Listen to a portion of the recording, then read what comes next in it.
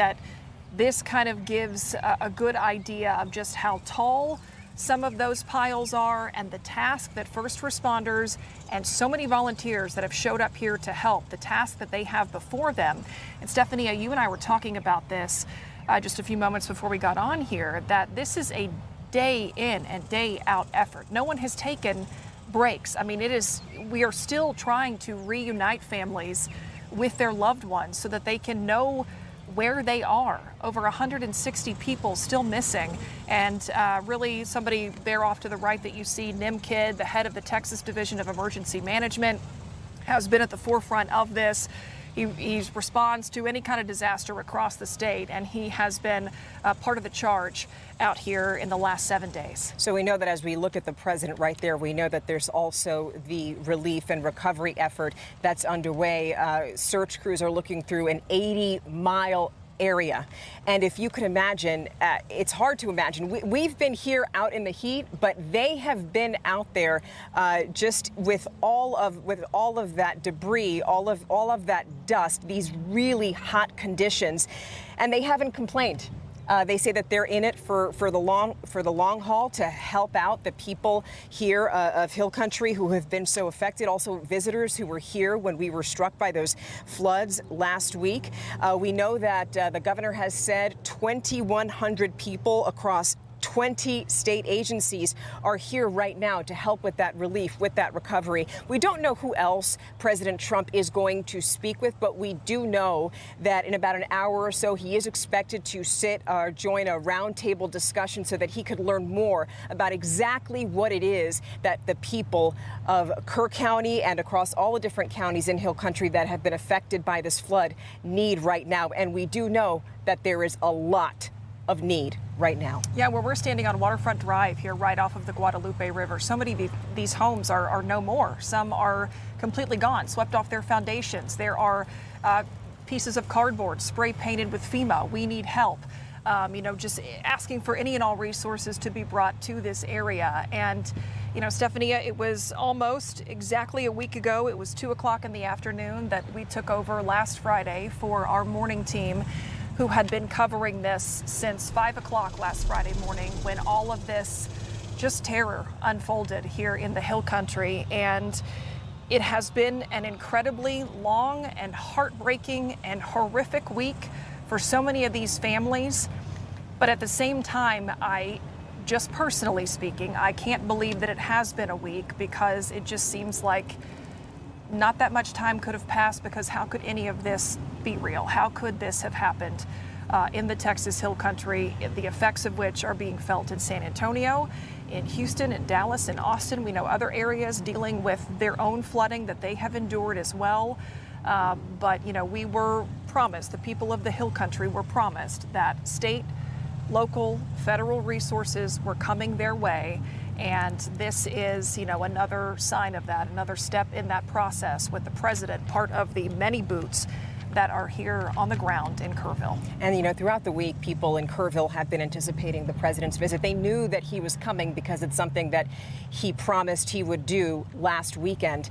But they have been anticipating the president's visit. And even though there's so much fatigue everywhere you go here in Kerrville, people mentally, physically, even spiritually fatigued right now, there is something about seeing the commander-in-chief of the United States here on the ground, looking at everything. It gives people hope that more help is coming, even as we continue to learn more about the devastation that's taken place, because as we know, 166 people overall in Texas are still missing as a result of this flooding, 161 of them in Kerr County.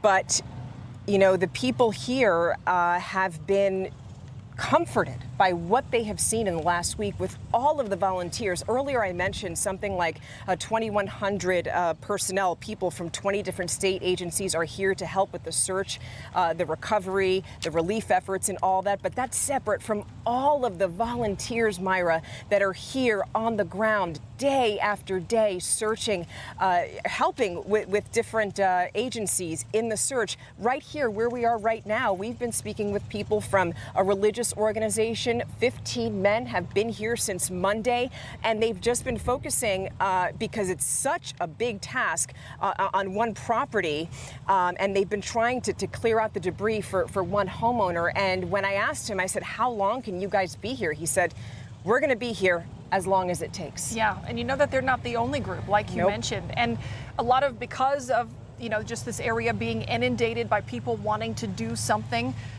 You know, I believe our Avery Everett talked to a pizza shop owner in this area who said that when all the flooding happened, you know, their business wasn't directly affected. They were going to tell everybody to stay home, but they couldn't sit still. They had to get up and do. So they have been just making pizzas and passing them out for free to anybody who needs them. And so many of these groups that are here, they have really inundated this area in the best way possible, but that has led to a lot of road closures, especially getting into the hardest hit areas of Hunt, not far from Ingram.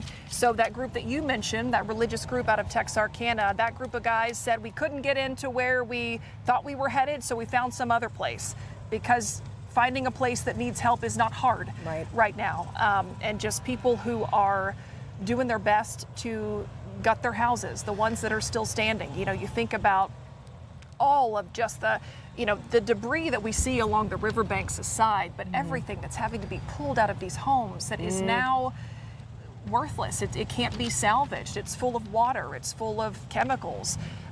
Just everything in a house ended up in this water.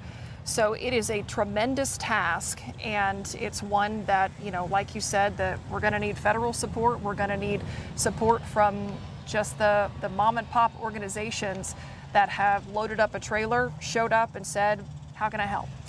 It's unclear when you talk about federal support specifically, because we have seen local, county and state support coming in, of course, with all of the resources, but we still don't know exactly how much federal money is going to be specifically earmarked for the devastation from this flood. And that may be that they haven't given out those numbers by design, because right now, obviously, they've been focused on the search and the recovery. People are the priority right now. Also, we don't really have an idea as to how many structures were damaged. I mean, we're seeing it every single day. And Myra, you know this. Every time you get up close and you look at some of these homes, you know, you see couches. I mean, you could just imagine and picture families more than a week ago were just sitting there, enjoying themselves and enjoying the beautiful scenery that is the hill country. And now those homes are just beyond repair, and they don't know when they're going to be able to come back. Yeah, there was just over here, when I was here on Saturday, there was a stack of cinder blocks that came out of some house, some garage, and there was 2 piles of what looked like decades-old family photos that were just stacked on top of those cinder blocks, and they were covered in mud. And it was something that, you know, obviously meant a lot to somebody, something that someone was trying to save. And you're right, people are at the center of this. And the president's visit is incredibly significant. Of course, I just keep thinking about the at least 161 families that don't know where their loved ones are. Some of them don't know where their children are. And that is something that I think is just, it's chilling for me to talk about. It is chilling for people to be those boots on the ground and know when they're digging through those piles, they're looking for someone's child. They're looking for someone's loved one. And I don't think we can commend those folks enough, whether they are official first responders or somebody who just showed up and said, what can I do? And doing the difficult work there. A moment ago, if you were just looking, because we're on a split screen right now, we saw members from Texas Task Force 1. Obviously, they've also been here, just one of the many groups of people that have been helping in this effort. And our camera there is, or I believe that's a camera from ABC. You're just kind of seeing a little bit more of the damage. I mean, you just said it's everywhere you look. And the thing is, it also isn't in some places that you look, Myra, because where we are right now, obviously, you see all the damage with these homes, but just across the street, you see some homes that are still intact. But a lot of those homeowners are still seeing damage in their home. I mean, there's a lot of mud that is blocking their foundation right now. I actually, about 2 hours ago, I went inside one of those homes and the homeowner showed me, and he just lifted up. He was just showing me like a manhole, and the smell. Yeah. is already there, and that's so much damage. And of course, you don't know what is there with all of that mud because of the temperatures and because of how long it's been. You don't know. It's getting hard. And so he's saying that, you know, he called FEMA. He's trying to get help to get that mud out of his foundation because he's not sure how it's going to affect, you know, the structure of his home. Yeah, I mean, I think there's just a lot of questions about recovery in addition to the effort to recover people. And those are questions that are not going to be answered anytime soon, I think, in terms of, yes, we hope to get some answers on what kind of financial help and things of that nature might be coming, but it is going to be a very long time, and every bit of help is needed. You can see Senator Ted Cruz there, Congressman Tony Gonzalez, who serves our area, also standing there as well.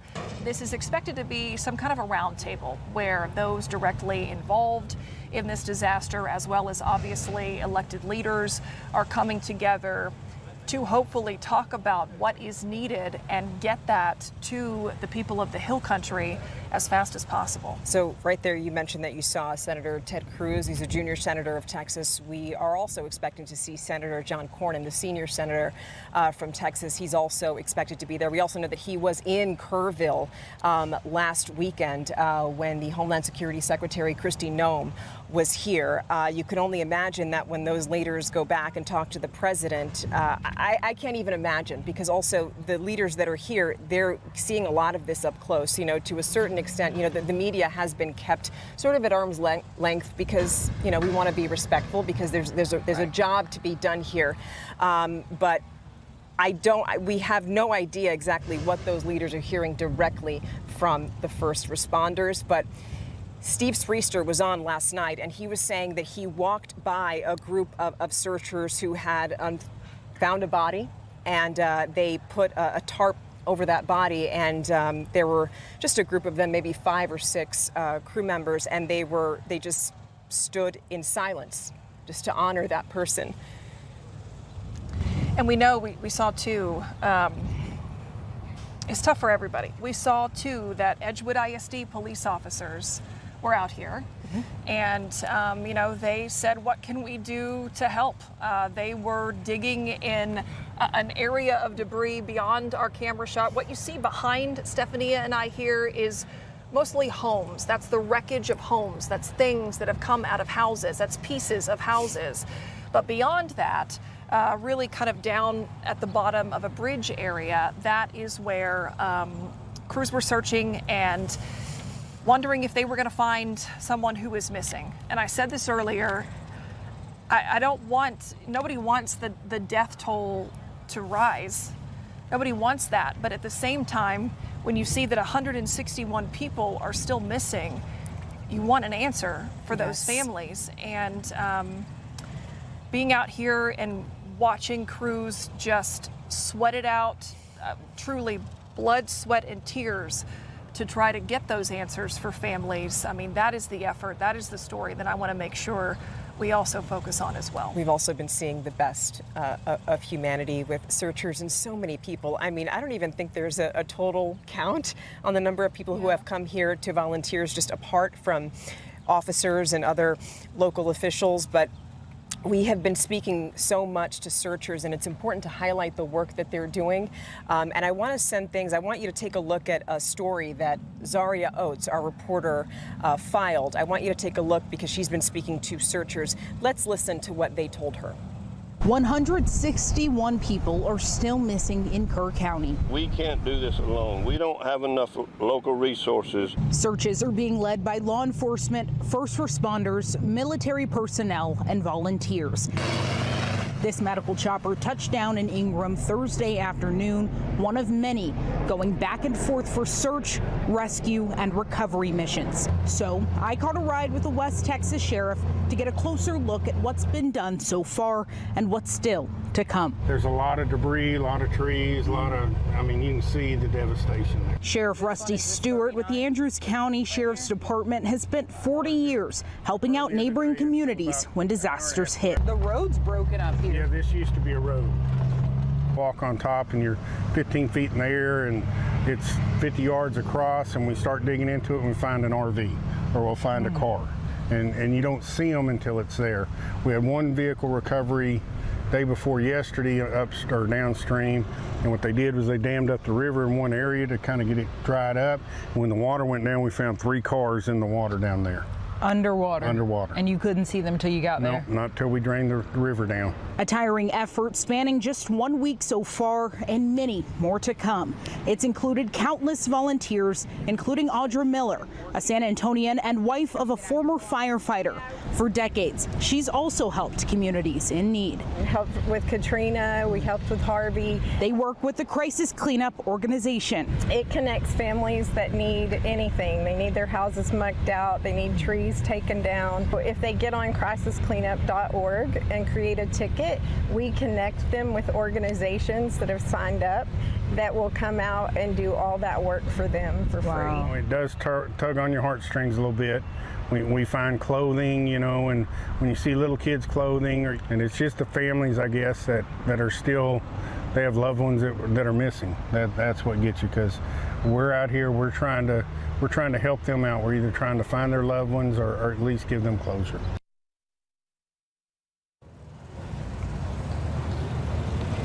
You know, it's interesting. I was watching our coverage this morning, and Devin Karp was on, and he had spoken with a volunteer who is trained in things like this, you know, search and rescue operations. And he had said, you know, no matter how hard you train, you are never prepared for this. You're never prepared to deal with something of this magnitude. So right now we're getting a live look at Senator Ted Cruz. We know that he is one of the few leaders from that's here in Kerrville today, as the president and First Lady Melania Trump are here in Kerrville to take a look at the devastation and also speak with local officials about the resources that they need right now. You know, I think everybody is just in the aftermath of this holding their circle extra close.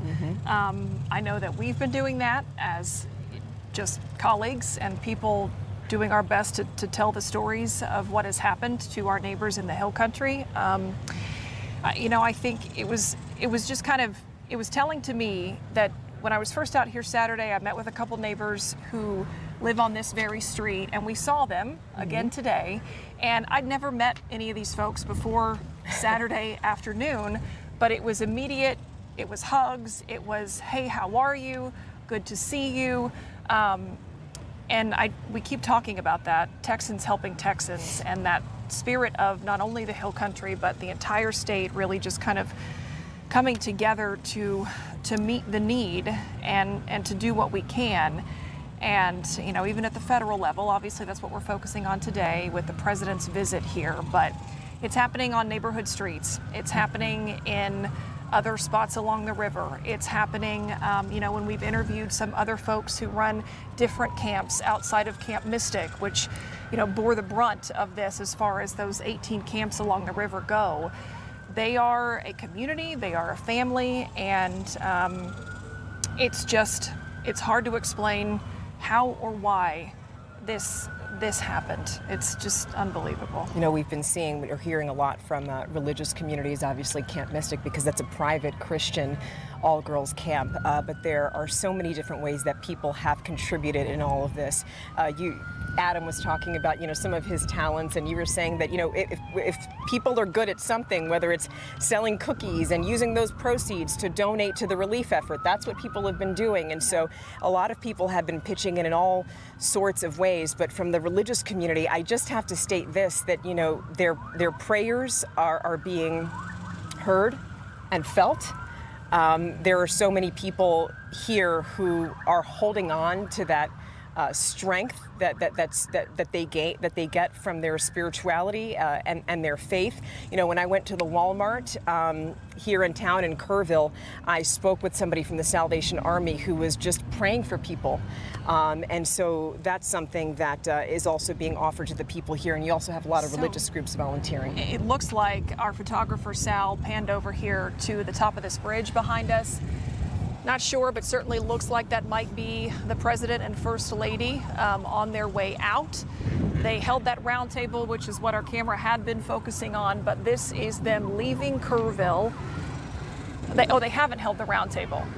Okay, so we're hearing from our production booth. They're on their way to the roundtable. So he will be here and the first lady for a little while longer. But yeah, I mean, just of all of the first responder traffic that has been here, the media that has been here, the groups of volunteers that have been here, now the city of Kerrville looking at a presidential motorcade that you have to believe hardly anybody in this town would have thought they would have seen in their hill country city here.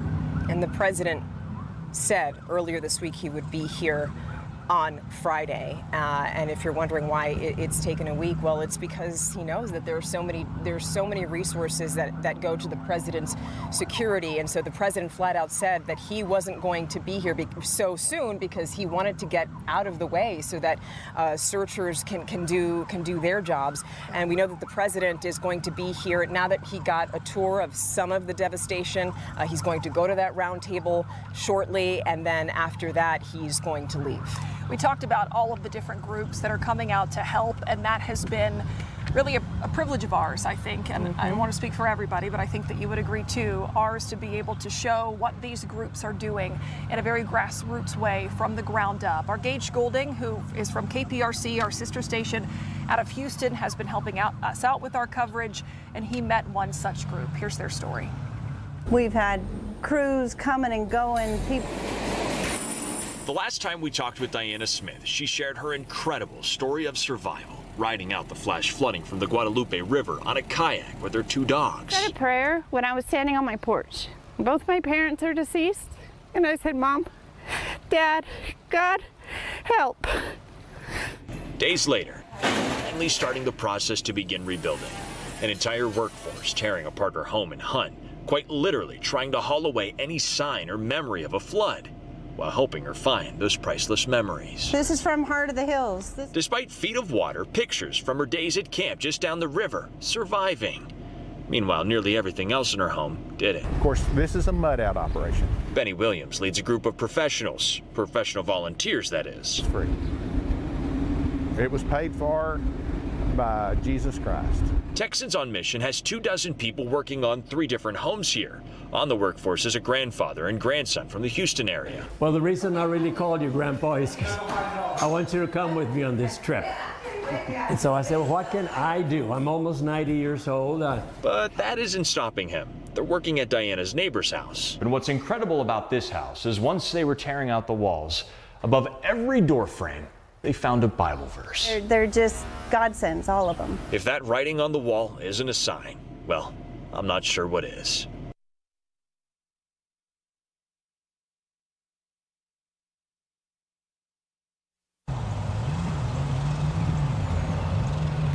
KSAT joining you live in Kerrville as we continue our coverage into the devastating flooding here, where we have been really nonstop since 5 o'clock last Friday morning. A moment ago, we saw the President Trump's motorcade pass us over the bridge that's behind us. Shortly, he is going to be making comments at a roundtable discussion with other leaders so that we can get a closer idea as to exactly how the president is going to support the people of the Hill Country who've been affected by this flood and sorely need that help.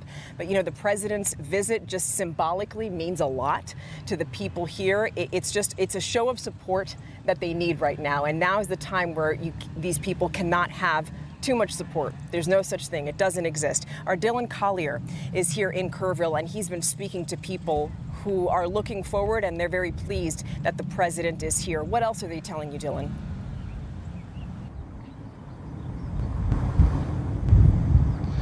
Stephania, we are about 2 miles from where President Trump and other leaders will hold that roundtable discussion along the banks of the Guadalupe River. And as you can see, the destruction here in Kerrville is extreme. We've spent much of the morning and early afternoon with rescuers, people that have come from out of town, not even part of a formal search and rescue unit, just walking the banks of the Guadalupe, looking for any signs of victims, trying to do their part to contribute what they can. So a pretty incredible juxtaposition that just a couple miles from where the president is right now, you have people, we talked to a camp counselor, a person that had worked with children around the age of the victims from Camp Mystic.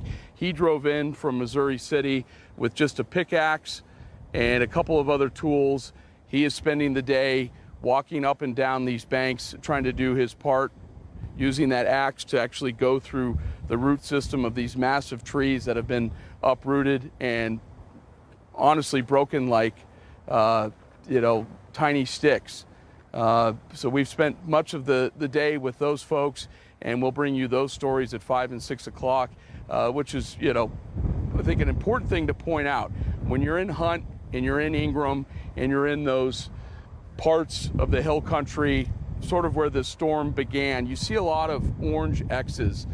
Texas game wardens use those to mark locations where they've gone through and searched the debris fields. Sometimes you'll see an orange question mark, which means let's come back around and make a second loop. You don't see that here along the stretch of the Guadalupe in Kerrville, and I think that's why a lot of searchers have come to this area, because based on what they've seen so far, this is a part of the search area that really hasn't been combed through, at least not yet. We've done a number of reports on that 80-mile stretch from the Hunt area all the way down to Canyon Lake.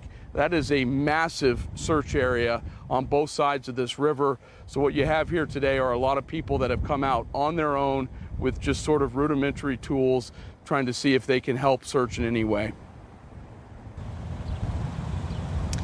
Yeah, Dylan, thank you so much for your coverage throughout this last week and today as well. And you mentioned the guy just showing up with a pickaxe. I mean, people are just coming, just like that 90-year-old man we saw in Gage Goulding's story a moment ago, saying, well, what can I do? But people are finding a quick answer to that once they get here and figure out whatever it is that their talent is, whatever it is that they are able to contribute. That's happening here. And, everyone that I've talked to, I'm pretty sure everyone you've talked to, when we ask them how long are you going to be here, the answer is as long as I'm needed, as long as it takes. And we did hear earlier today the Kerr County Flood Relief Fund. That was a press conference that was had earlier today. Several different organizations contributing millions of dollars as part of that to help out the homes, the businesses especially, that were really damaged by all of this. The Lift Fund out of San Antonio, they do a lot for small businesses. And in that press conference, I remember a representative from their organization saying that, small businesses are the backbone of a community. Yeah. They are people's livelihoods. And so there is assistance, there is help in addition to FEMA coming in the form of just local donations that are topping $30 million at this point. So separate from that, we have heard about a lot of different organizations, nonprofits, helping businesses, helping individuals. I spoke with the executive director of the Kerrville Chamber of Commerce because I wanted to directly affected by this, who maybe are going to have to shut down or definitely not be in business for a while. And there's no answer on that just yet. But what she did say is that the Kerrville Chamber of Commerce has so far raised $800,000, and what they're doing with that money is giving it to small businesses that have been affected by this. And the one thing that I was paying attention to is I asked her, okay, so when are people going to get relief from the Kerrville Chamber of Commerce? And she said as soon as they file their applications, once their applications are approved, that's it. That money is going to start to go out. Yeah, and money's not only needed to rebuild and to recover, but it takes money to do what crews are doing here. Equipment. It takes money to haul off all of this stuff. It takes money to pay for gas. I know that, we have talked with people who are just donating if that's the business they run, that's what they're doing. They're contributing trailers, they're contributing gas, they're contributing cleaning products. So again, just truly an all hands on deck effort. And it's just something that I think we're going to continue to see for a really long time. We're, of course, standing here because of the president's visit today, because of what is supposed to be this roundtable that you're looking at, which we're expecting to start in any minute. It will be a lot of, very well-known lawmakers across the state, federally as well, and here locally. they, of course, are in a position that people have put them in to lead in moments like this, in moments of crisis.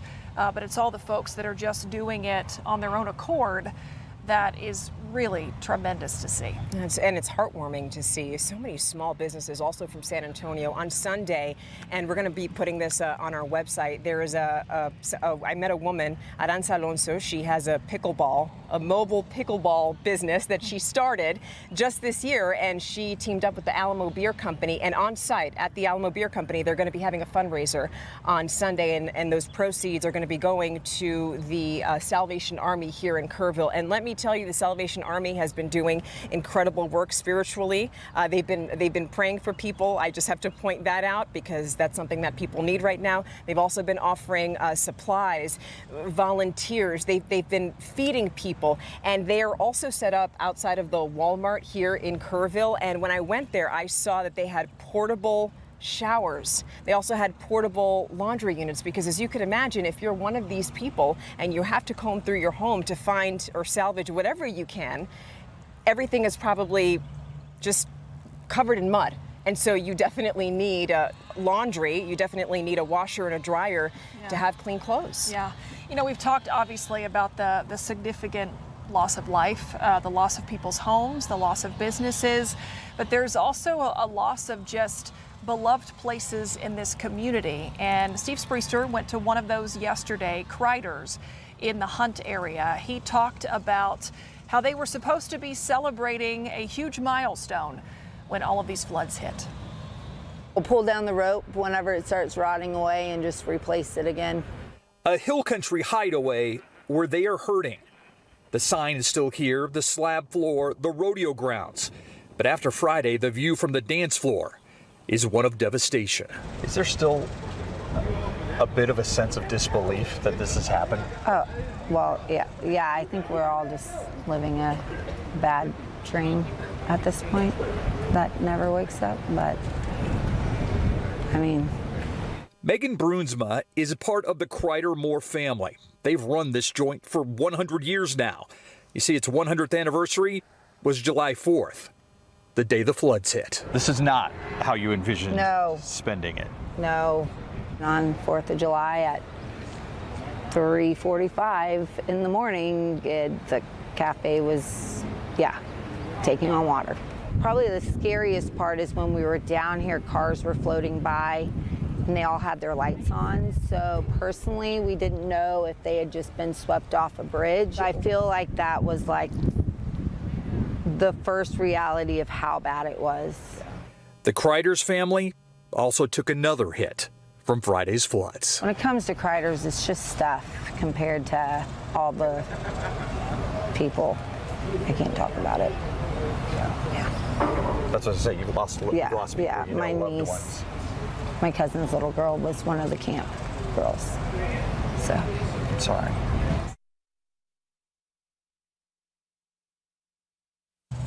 Incredible how people find the strength that despite being in immense pain and in agony because of what they're going through, they're continuing. They say that they have a mission to help other people in their community, and we're seeing that help right now. We're live here here in Kerrville. We're on Waterfront Drive, where we're seeing volunteers there. Obviously, that pile of debris continues to grow, Myra. We've been here a few times already this week, and obviously you're seeing volunteers just getting together, removing whatever debris that they can for some of these homeowners here, because these homeowners eventually do want to go into their properties and see what they can salvage. Yeah, and you know, seeing debris piles like they are, seeing just what people have to deal with just to even begin to make a dent in this cleanup, and then seeing that there are stories of survival coming out of this, those have also been incredible over the last week. We are feet away from a home's foundation that home ended up looking just like that pile of debris. It was swept off of its foundation, just off to our left here. That's where a house used to be, and the only surviving member of that family is somebody that I got to talk to earlier this week. Leo Romero turned 19 this week, shares a birthday with his father, but his father and his stepmother and his 2-year-old brother are still missing. And Leo talked to me about what happened when the water started rushing into their home. And then the next thing he knows, he's in the water, and he managed to survive by being trapped in a pile of debris not unlike the one that we just showed, and wound up just over our shoulders here at this bridge, and was stuck there for 4 hours until firefighters could get to him. And we've heard from families who were trapped in their attics, who were using Christmas lights as ropes to get out, and just people figuring out what they had to do in that moment of terror and panic, and being able to talk about it, I think is heroic in a way. And I've also just heard so many people say, well, why did we make it and our neighbors didn't? Why did our house make it and our neighbors didn't? And I think that's another aspect of all of this, is there are guilt and there are questions that are going to be asked for a really long time, but also incredible gratitude at the same time that some of those families are still together and they are safe. And it's complicated for all of these families. There are different stages of the grieving process, and I still, when I talk to people, I think they're still in shock. They just imagine. I mean, 8 days ago, this place was picturesque. People were getting excited about celebrating the 4th of July holiday, with their families. And then early Friday morning, you had this disaster. So there are many different layers to all of this. And what I am happy about is that people are going to have crisis counseling available to them. That's some of what FEMA provides right now. FEMA actually opened up shop, I believe, Thursday. They set up a disaster recovery center at the First Baptist Church on Washington Street here in Kerrville. We don't know how many people have already gone in, but we know that you can also apply for disaster relief online. But they have been set up there, and it's their job not just to connect people with FEMA resources, but also to connect them with other resources that maybe they didn't know they were entitled to, one of those being counseling. One thing that I didn't think of until we started receiving emails and messages from people trying to help out in this effort is just for those who survived this, but their homes were damaged, things like their driver's licenses, their social security cards, other forms of ID, glasses, their eyeglasses, their contacts. This happened in the middle of the night. Most people still sleeping, incredibly early morning hours, but there are businesses stepping up to say, hey, we'll help you out with free replacement prescription glasses and contacts. The Kerr County Sheriff's Office has said just go to the DPS office here in Kerrville, stop by, let them know you were affected by the flood. That's all you need to get the process going to get another ID. So it's just another aspect of all of this that you perhaps wouldn't think about, because obviously the devastation is so visible, and it's just what we saw was, it just wrecked the Guadalupe River. And the timing of this too. You mentioned it, people being here for the 4th of July. There were probably a lot more people along the Guadalupe than usual because of that. And I think that has been a huge question mark about how many missing do we have, because there were many more people than may have been here any other weekend. I spoke with somebody yesterday from Avery's Kitchen. It's a restaurant in New Braunfels. An employee of theirs did not make it. She was here with her husband, her little girl, and her mother and father. I spoke to her a few months ago. I spoke with this woman for my series, Your Voice, South Texas, and thinking back on it when I sat down with her, because it was before the election, she was just a mom trying to make it, and she was like, I don't know who I'm going to vote for. I'm thinking about my daughter, and, my husband and I are struggling to make ends meet. And just that interview keeps playing over and over in my head, because the owner of her boss actually told me that the woman was begging to get the 4th of July off because she hadn't been off for a few years, and so she wanted to be here with her husband, her little girl, and her mother and father. And so the owner of the restaurant says, I feel guilty in a way that I gave her the day off. And obviously, we talked about that. It's not her fault, but just you're seeing how far out this extends. Yeah, all the different layers of what people are feeling. And, you know, I mentioned too, when we talked about the story that Steve Spriester covered yesterday with Kreiders in the Hunt area, there is another place of gathering of, you know, community joy that has been incredibly affected by this. And our Courtney Friedman was out near the Ingram area to show us a community theater that not only lost their facilities, but lost people and lost the folks that they celebrated so many times on stage in various productions. Here's Courtney's story. You can see the floor has just absolutely collapsed. Floors that for 66 years have held audiences, actors, but most importantly, neighbors. The indoor theater now so unstable after the floods, you can't even walk inside. It's hard to look at. Spent many years acting in that theater. And you're a community theater. We truly are. Yeah, it's all volunteer. You can be on stage with your dentist sometimes. As Hill Country Arts Foundation Executive Director Sarah Tacey walked us around, volunteers from all over continued the massive task of cleaning. And they were here just up to their chins in mud with the rest of us. And they said, we're here for the long haul with you. Back behind us was the box office, our conference room, my office. This is your office? Yeah. Outside and around the corner, a tough one for Sarah. This is our ceramic studio, and it's less than a year old. The water filled up the building and then just pushed everything out the windows. Oh, so the water is what broke the windows? Oh, yeah. And you can see the water line. Oh, wow. Yeah.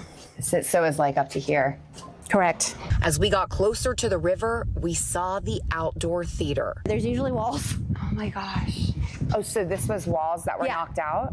Oh yeah, this was enclosed. But Sarah has heavier things on her mind. We lost a building. It's nothing compared to the loss of life. And with a community this small, that loss of life has touched them all. The theater Facebook page honoring their beloved members who didn't make it.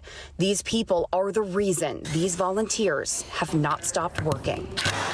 And we're trying to honor, you know, the people who loved us that we've lost. We're fixing the things we can and, you know, mourning the things we can't. I've seen the effort that's been put in here, and I know that you guys will rebuild. Thank you. Yeah, it's just going to take money.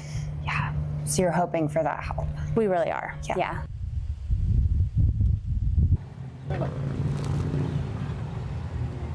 You know, every time we show you a story and you see a different part of Kerrville, you're just struck by the beauty, the natural beauty of this place, and how many businesses here have taken advantage of that, right? And a lot of these homes here are very simple, but you could just imagine, you know, how beautiful this place would usually be under normal circumstances. And this is why so many people come here to Kerrville. I went to the Riverside Nature Center. It's an arboretum filled with native plants here in Kerrville, and the place is just beautiful. They did get some damage, and they had a ton of volunteers. I spoke with Becky Etzler. She's the executive director there, and she was very happy that there were so many people. She was touched that people came by to help her clear it out. And I have to say that even with all the damage, it's still a beautiful place. Well, that's why so many people were here on the 4th of July. Yeah. You know, this is a place where people come traditionally, generation after generation, to celebrate with their families. And there is also that generational tie in so many of these camps that have been hit so hard by all of this, including Camp Mystic. Our Steve Spriester was talking about his own personal tie to camps with his daughters who came for years along the Guadalupe River here, and he talked with a director of another camp last night who just talked about the sense of community that all of those different camps have. And she had I watched this story last night, she had a really interesting perspective that stuck with me on the aftermath of all of this and all the questions that we're asking each other, asking ourselves. I want you to hear what she had to say. Take a listen. Days like today, you realize what a beauty the Guadalupe River can be and what a beast it has been. Cypresses just snapped. For many, This is sacred ground, the Guadalupe River banks and the hills that surround it, especially for those in the camp community, like Sandra Schmidt. She's been in the camp business for more than 60 years now. The drive between Kerrville and Hunt is a special one for my family. This day, with the destruction and the search crews and the cleanup, I hardly recognize it. A huge part of why it's so special is nestled in the hills and run by this woman, better known as Smitty. How would you describe the relationship between the camps in this part of the hill country? It's really, we're not competitors, we're friends. And it's one of those things, I think, you know, from the outside looking in, you don't understand it. From the inside looking out, you can't explain it. Camp Honey Creek is where all three of my daughters came to camp.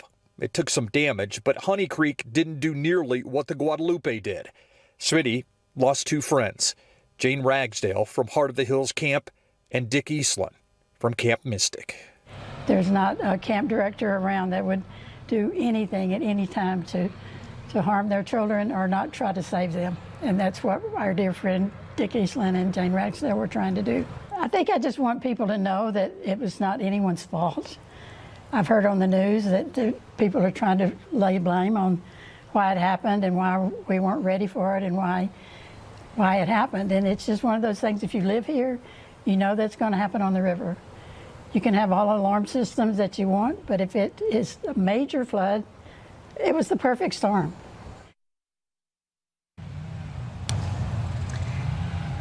When I saw that story on the 10 o'clock on the night beat last night, you know, I think that Smitty, as she's called, her point about fault in all of this may be one of the hardest things for a lot of us to wrap our minds around, because I know there were questions about the code red and when were the alerts sent and should they have gone out sooner? Was cell reception good enough to receive them? Should there have been sirens? All of those things, those are questions that we are asking and we do want to keep asking and get better answers to, but nobody made all of that rain fall. You know, that is something that happened. And I think that makes all of this even harder for people to understand. But it was the first time I had heard somebody that we have interviewed point to that. And obviously someone who is part of a community that has just been devastated, where, you know, parents send their kids to these camps thinking that they will have the summer of their lives, and they usually do, and they are usually very safe. But no one could have thought that this was going to happen. And it's also that sense of helplessness that as humans, it's just a very difficult thing to grasp. We always feel like we could do something, or something is within our power. You know, what could we have done? How could we have prevented this? But I know that for a lot of people, the antidote to that is to, instead of feeling helpless, they're helpful. They volunteer. They're here, and we cannot give enough attention and say enough thanks to all of the volunteers who are here. Our Ernie Zuniga was in Kerrville earlier today, and he was at the VFW where he spoke with a volunteer. I want you to listen to part of that conversation. I mentioned I wanted to talk to some local people here, and we have Will Scott, who served in the U.S. Army. So first of all, thank you for that, sir. Thank you. I guess first I want to ask you, because I know preparations as we speak are underway outside as it relates to security and the president coming today. What are your thoughts on Mr. Trump visiting, and do you have anything specific that you want to hear him say or just do while he is here? Hear what he says. I'm glad that he gets to come down here and see it firsthand of the devastation, because to see it in person, it brings it into life to compare to just seeing it on the news. Because just seeing a kayak in a tree, you think a tree is 10 feet tall. In real life, you see that tree is actually 30 to 40 feet tall. So to see in perspective and everything that he has done to push all the put all everything in perspective to get it down here, which is very helpful. And he signed the disaster declaration or approved all of that, which kind of expedited and got everything rolling to get funding and everything to help pay for a lot of the, you know, this is a lot of it's donated, but there are costs involved in terms of getting these supplies out to people and just the manpower and those kinds of things. Yes. Yeah. So tell me about your role here. You've lived in Kerrville, you said 4 years. I think your home was not impacted by the river necessarily, but you felt moved enough to be here. Tell me about that. Yes, sir. So I'm originally from the Dallas area, did 21 years in the military, and then after retired from the military, I decided to retire out here in Kerrville and lived here for 4 years now. And upon living out here, this is a very family-oriented community, friendly and everything, and I love it. Whenever you need help, you just ask somebody to help you. I guess lastly, just about your confidence in this community, its ability to rebuild. I mean, it feels like it's going to take a very, very long time to get there. But how do you feel about just kind of that mentality of, picking yourself up? You've been knocked down, obviously, and what's going to happen moving forward? Yes, sir. It's just like falling down off a bike. After you fall down, you just got to wipe it off. I mean, it's going to take time. It's going to have the marks and bruises and everything. And this right here is going to have the deep bruising and everything. But it's going to take time to heal. For some people, it could be months. For some people, it could be years. It's all about the individual itself.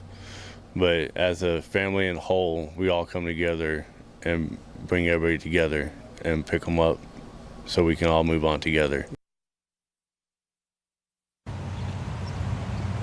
You see all the donations of things that were in the background while Ernie was talking with that gentleman. I have seen U-Haul after U-Haul just filled with stuff, just items that people need. And I was out in Ingram at City West Church early in the week, where they were doing some incredible work, making sure first responders had hot meals. And they were saying, we don't have room for all of this stuff, which is a good problem to have, but they're trying to find where to take it now. And I mentioned earlier that we are standing where a family's home was washed off of its foundation.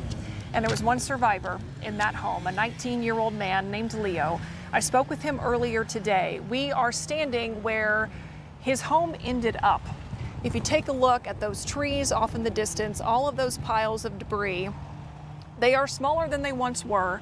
But where we are is in front of Leo's home. That is where it ended up. So many volunteers have been coming to clean up this mess. And Leo was plucked from that area, trapped in a huge pile of debris. Waist up, he was freed from that, but he was stuck there for 4 hours.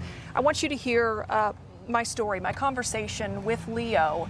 I met him in the hospital with his mother earlier this week, and his mother shared a voicemail with us that he left his mom while the water was rising in their house.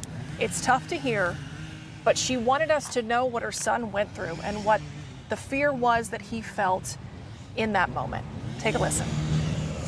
Mami, te amo con todo. I thought that was it. I don't want to say I accepted it, but no, I thought I was going to die. Leo Romero never went to sleep the night of July 3rd. I was awake all night playing just games. Around 6 a.m. on July 4th, he heard the water. I could hear water under the, under me. It wasn't inside. He woke up his dad, his stepmom, and baby brother. It was bad, but at that moment we were it's going to be okay. We didn't think, what happened was going to happen. What did you all do in that moment once you knew, okay, this is not going to be okay? Yeah. My dad just tried to cover where the sliding door was. This was anything, just boxes or with the table, but it just kept moving. We thought maybe we would still be okay, but then that's when the vents, water just started coming super fast from the vents. His father told Leo and his stepmother, Natalia, to climb onto the couch, grab the curtains. Leo Sr. held his toddler son in the air. How did you get out of the house and how did you survive this? I remember something hitting me on the head. How I recall it is the roof fell, but just next thing I know, house is gone, so I'm just in the water, just grab whatever. I wasn't really able to hold on to it. I just kept going. I think I just hit a lot of rubble, just parts of houses, trees. You were just stuck in debris, things coming down the water. Yeah. How did you get out of the water? The firefighters. Yeah, I was there for 4 hours. You were there for 4 hours? Mm-hmm. You haven't seen your brother or your stepmom or your dad since Friday morning. Mm-mm. But you told me that you're holding on to hope. Yeah. We have basically the whole family, searching. Neighbors searching. I'm glad I'm safe, but it does, hurt knowing that still don't know anything about, my family.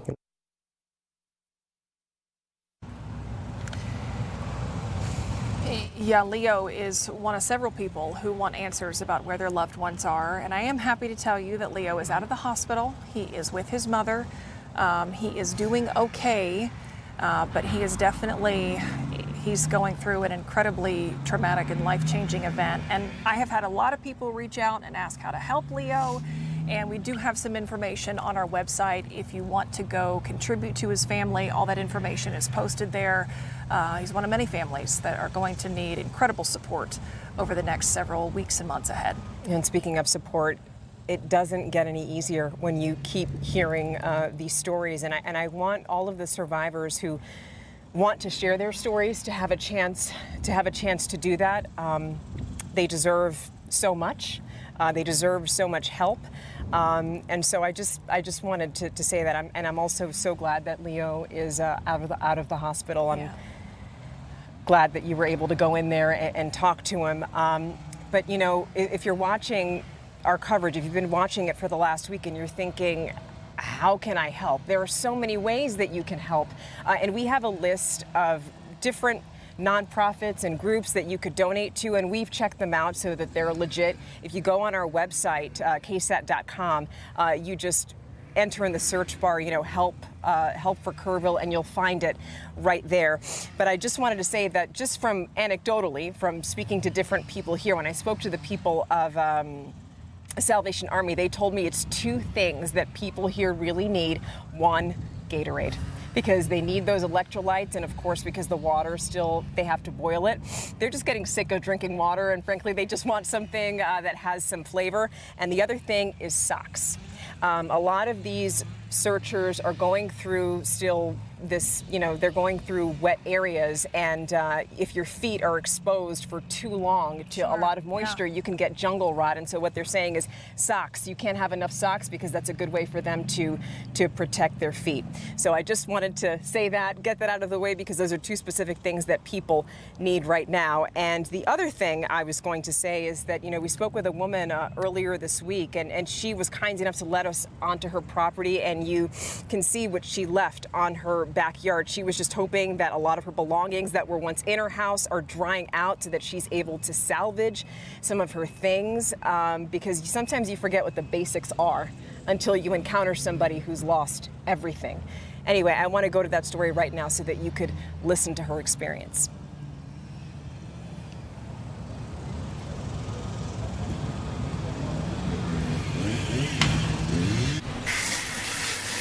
It's the sound you hear all over Kerrville now. Power washers or water hoses washing away mud, debris, and anything else brought by Friday's flood. And you can see how Becca Phillips lives 1 block from the Guadalupe River. Many of her belongings were destroyed. Now, many of the things that were once inside her home are out of it, drying out. Becca will save what she can. She hopes that includes her car. I'm a trooper.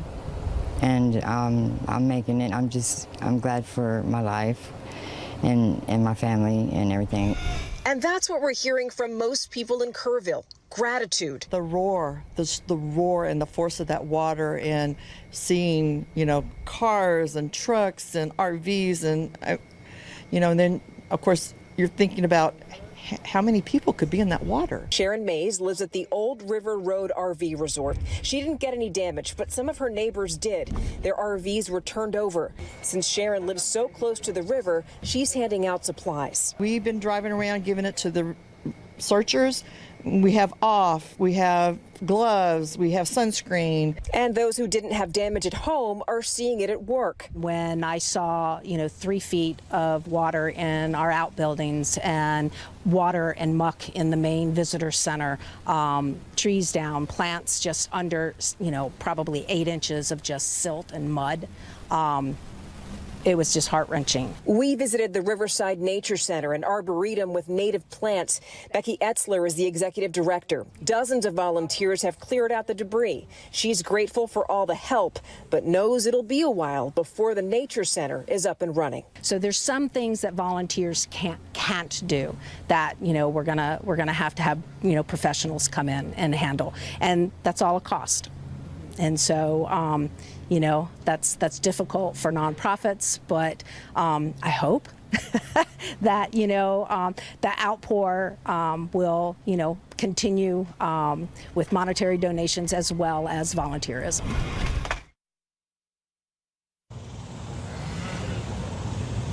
That woman, Becky Etzler, who you just heard from, the executive director of the Riverside Nature Center, was telling us that that place is it's nonprofit. They don't take government funding, and so they're hoping for donations to pour in so that they can get back up and running. And she said that she doesn't know exactly when that's going to be, but obviously by those pictures you saw that it is just a beautiful, beautiful place.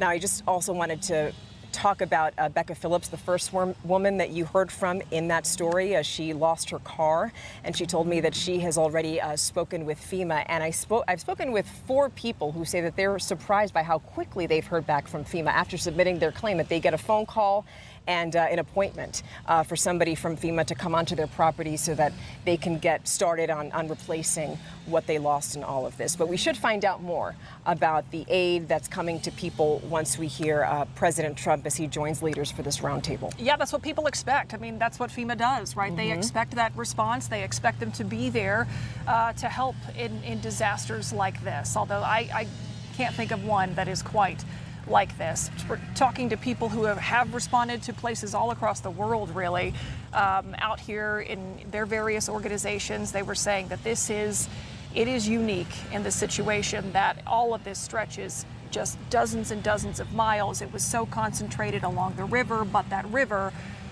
is the heart of the hill country and the heart of this community. The reason that Stephania and I are standing out here right now is because of what you're seeing over here on the right side of your screen. It's because President Donald Trump, if you're just joining us, is somewhere in the Kerrville area. He has toured some of the hardest hit areas, meeting with the chief of the Texas Division of Emergency Management, talking with Governor Greg Abbott, talking with the Kerr County Sheriff.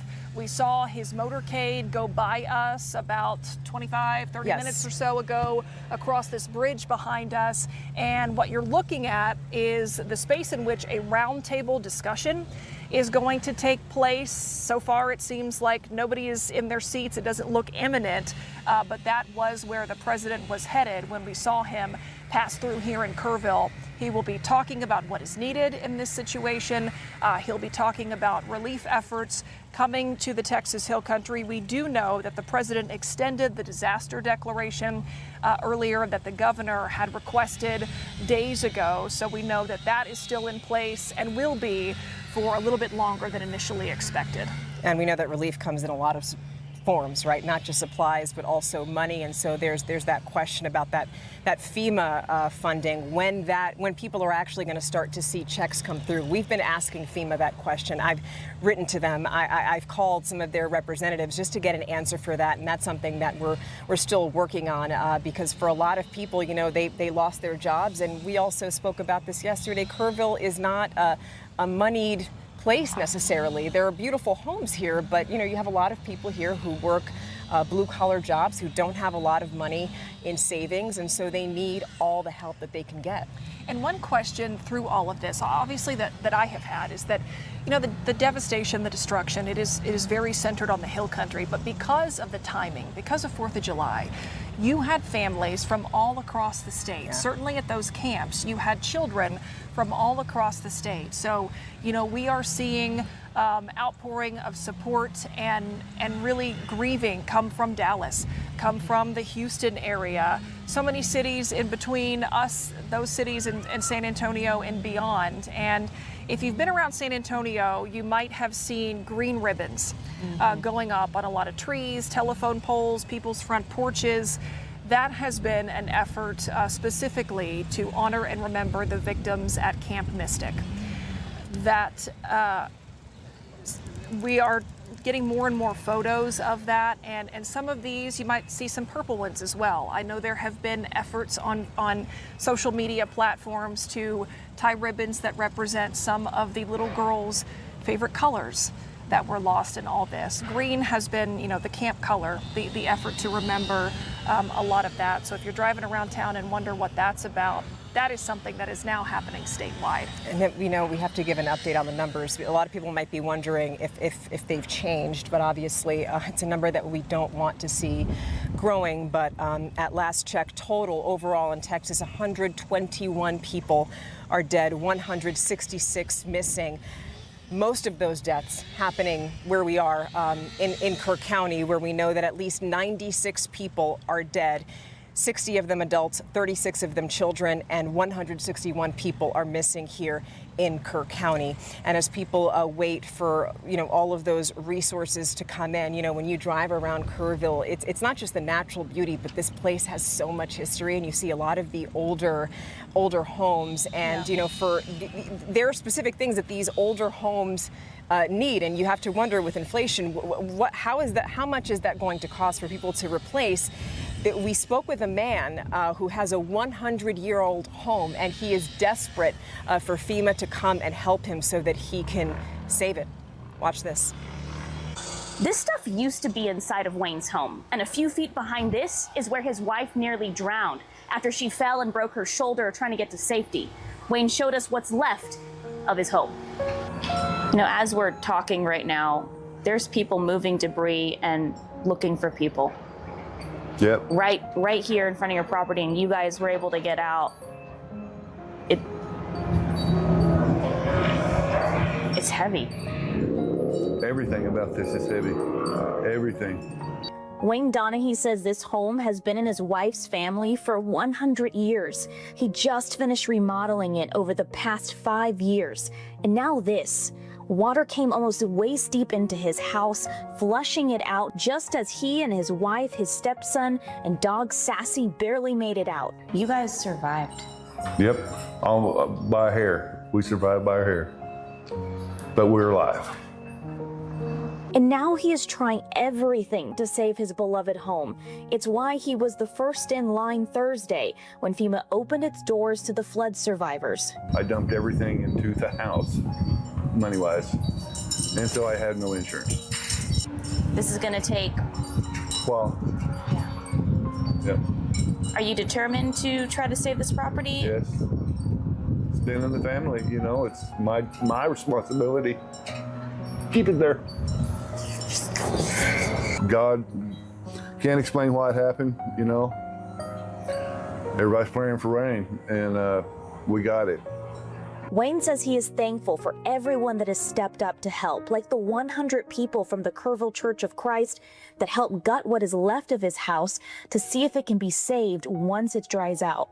God's putting people in front of me as I need them, so he's working. He still has a lot on his plate. His 87-year-old wife, Caroline, will be in rehab as she heals from her shoulder surgery after she fell into the water. And he's going back and forth from his house and the bed and breakfast that was donated to them in Lukenbach, and now FEMA to help get some assistance. My first priority is my wife, my family. And then here. Sarah Costa, KSAT 12 News. Yeah, there's a lot that people want to save. As we await this briefing from the president on all of the relief efforts, you see Senator John Cornyn, who we expected to be there, is there now for this conversation that is supposed to be happening, this roundtable with the president. We're going to bring that to you the second it starts. It appears to be running a little bit late, but we were talking about how help comes in all forms. And I truly mean that. And I found that out in Ingram with all of the heavy machinery and large trucks. I found a trolley that is being used in this effort, and I want to show you how. It's a parking lot full of vehicles. There's 18-wheelers, there's fire trucks, there's heavy machinery, first responders. Your vehicle obviously stands out. Did you just show up here? Yes, yeah. Tim and I, my brother Tim, we drove all the way from Kyle, well, pretty close, but Kyle, and we saw what happened. We saw all the prayers going out, and it was just, we felt called to be here. So we came out and we're passing waters and ministering to who we could, and 9 out of 10 people were just saying, yes, like, please, we need prayer, and just saying the whole nation's grieving, everyone. Like, I have an 8-year-old daughter, and like it's hard not to even be brought to tears, because it's just, what if that was your daughter, right? I have an 8-year-old son, and I've thought a lot about that. You'd be out doing whatever you can. Show me how you're using this trolley, okay? We just missed you after you did a big lunchtime run, but tell me, when you're taking these meals out, how is this place packed? I mean, what are you taking with you when you're headed out to some of these sites? Lots of meals, socks. So I know that they were needing socks down in the main disaster area, ground zero, you know, and it stretches for miles. Like, every person's coming together.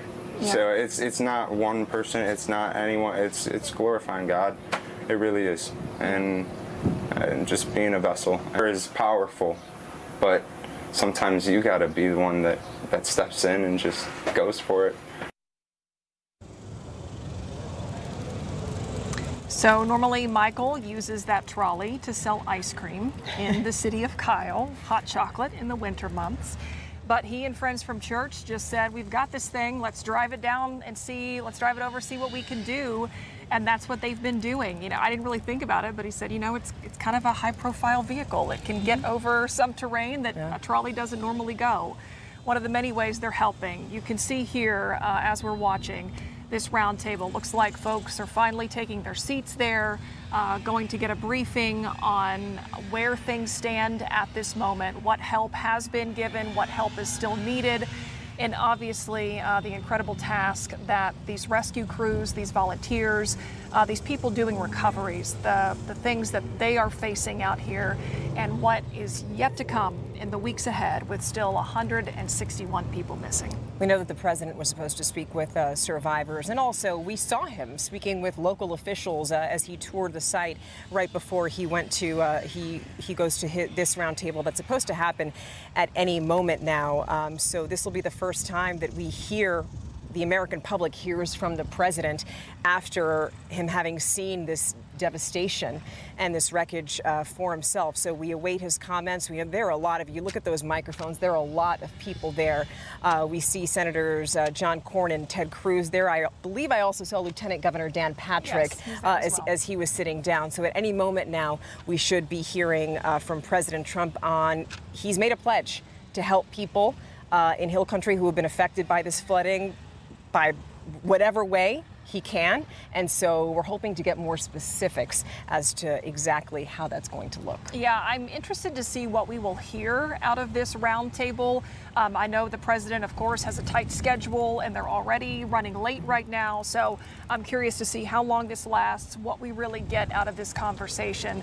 And, you know, of course, we're here. We're going to bring it to you, whatever may come, but it is another step in this process to continue this boots on the ground effort, which earlier in the week we were told there were close to 2,000 people, volunteers and first responders that were out here looking for folks and cutting through all of this debris. You've probably heard a bunch of chainsaws in the background of our live shot here, and the helicopters have certainly slowed.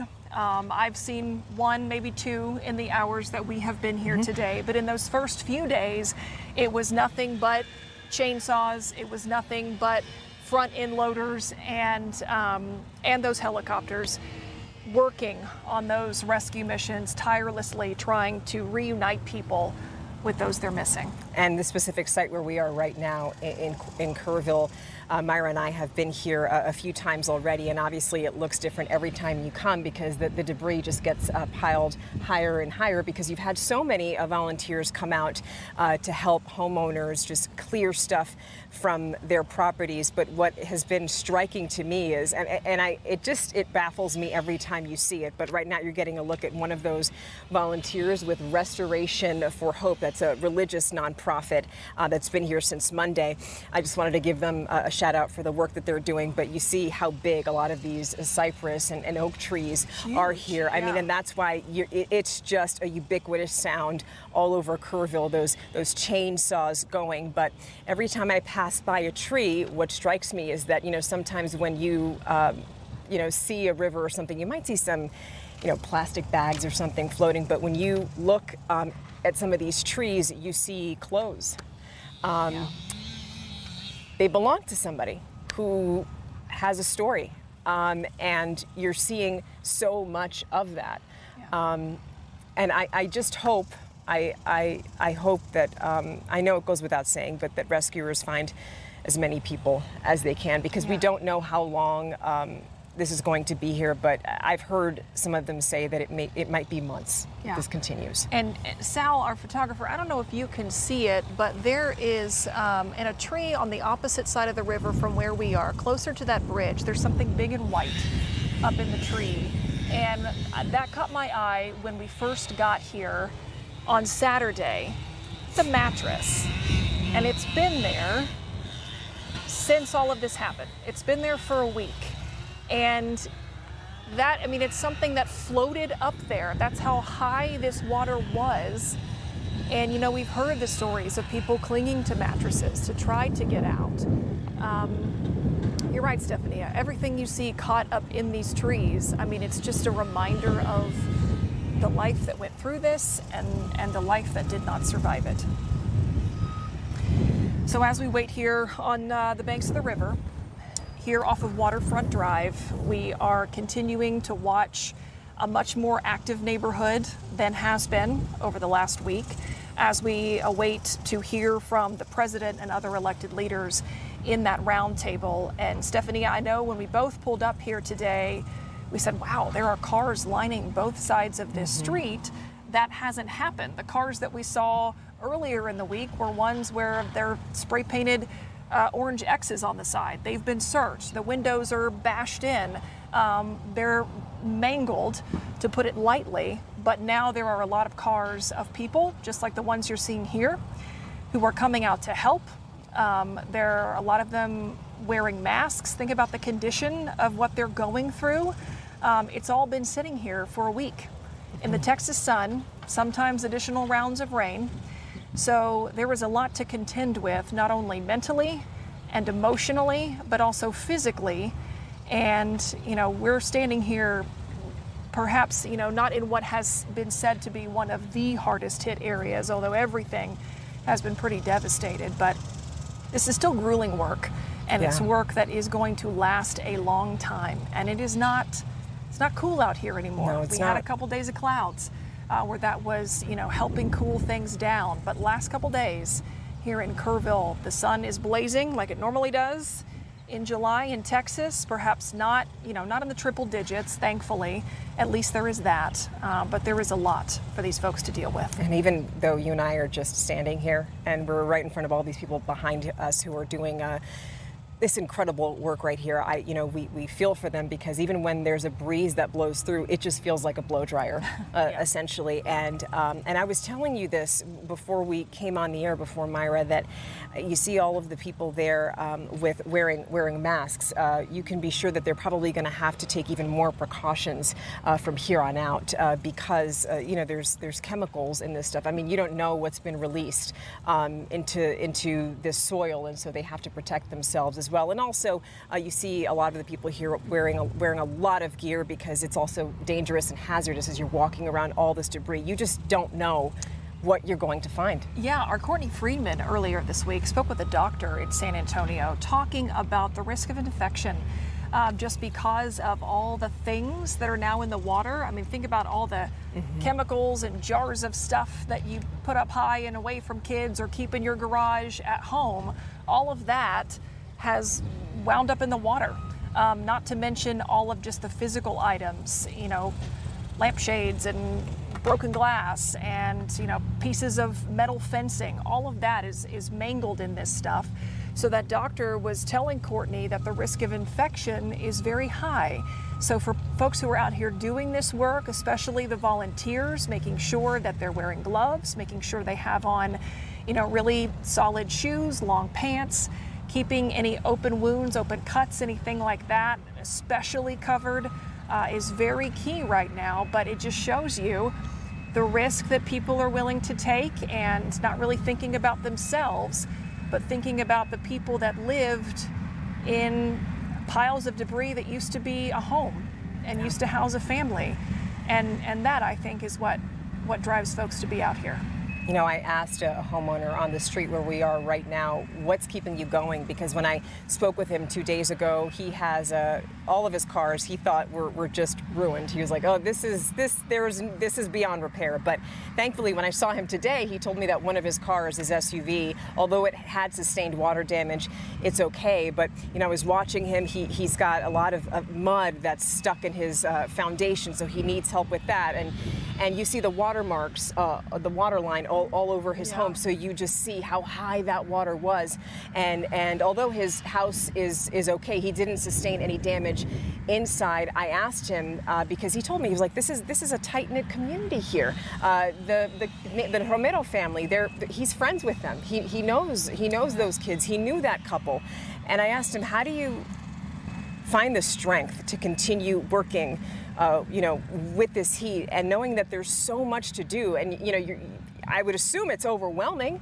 And he said, I don't allow myself to think about everything that I have to do. I just have to keep going and he said, and I quote, then the depression starts to set in. And he said, and I can't allow myself to do that because I have a daughter. Thinking about just the task in front of them, and there was a lot in front of these folks, I imagine, Stephanie, that you're right. That is, the next thing to do is the next thing that they see to do, because there is so much of it. And while we're awaiting this conversation with all these folks gathered around a table and in front of microphones to begin, I do want to mention, because of the incredible loss of life, especially of children, 36 kids who have died here in Kerr County. Some of them, we're obviously the local news station, and it's not just something that we're covering. Many of us know people who were affected by this and are having to have tough conversations with our children, with other loved ones, just among each other. That's not easy, adult to adult. But on our website, I know that we do have some information about ways to start a conversation with your child about this. Things like sticking to the facts, answering their questions directly. Those are all tips that we have heard. And so I know I've seen a lot of that passed around on social media. We had a child psychologist join us on the 6 o'clock yesterday to do a Q&A to talk about that, because it is not easy. And, kids, just like the adults are, we're all processing this in very different ways. So that is a resource that is available if that is a tough conversation that you are having to have in your house. And I just want to take a moment to reaffirm our commitment here at KSAT to you. You're our people. These are our people. Like you said, a lot of us knew the people who were affected by this, and even if you don't know somebody directly, it is impossible to hear all of these different stories and not imagine yourself in their position, in their shoes, the survivors, that is. And so we're just making a commitment to all of you that we'll be here. We want to hear your stories, and we want to help everyone here the best way possible. And sometimes a lot of that is, getting out and telling your story on the media so that people know. That's how so many people have been able to get help. We put their stories on, and then our community is just wonderful. They've called, they've emailed, they've texted us just to see, hey, how can I help? How can I help this person? You said that somebody was asking about how to help Leo Romero Jr., the young man that you spoke with who survived.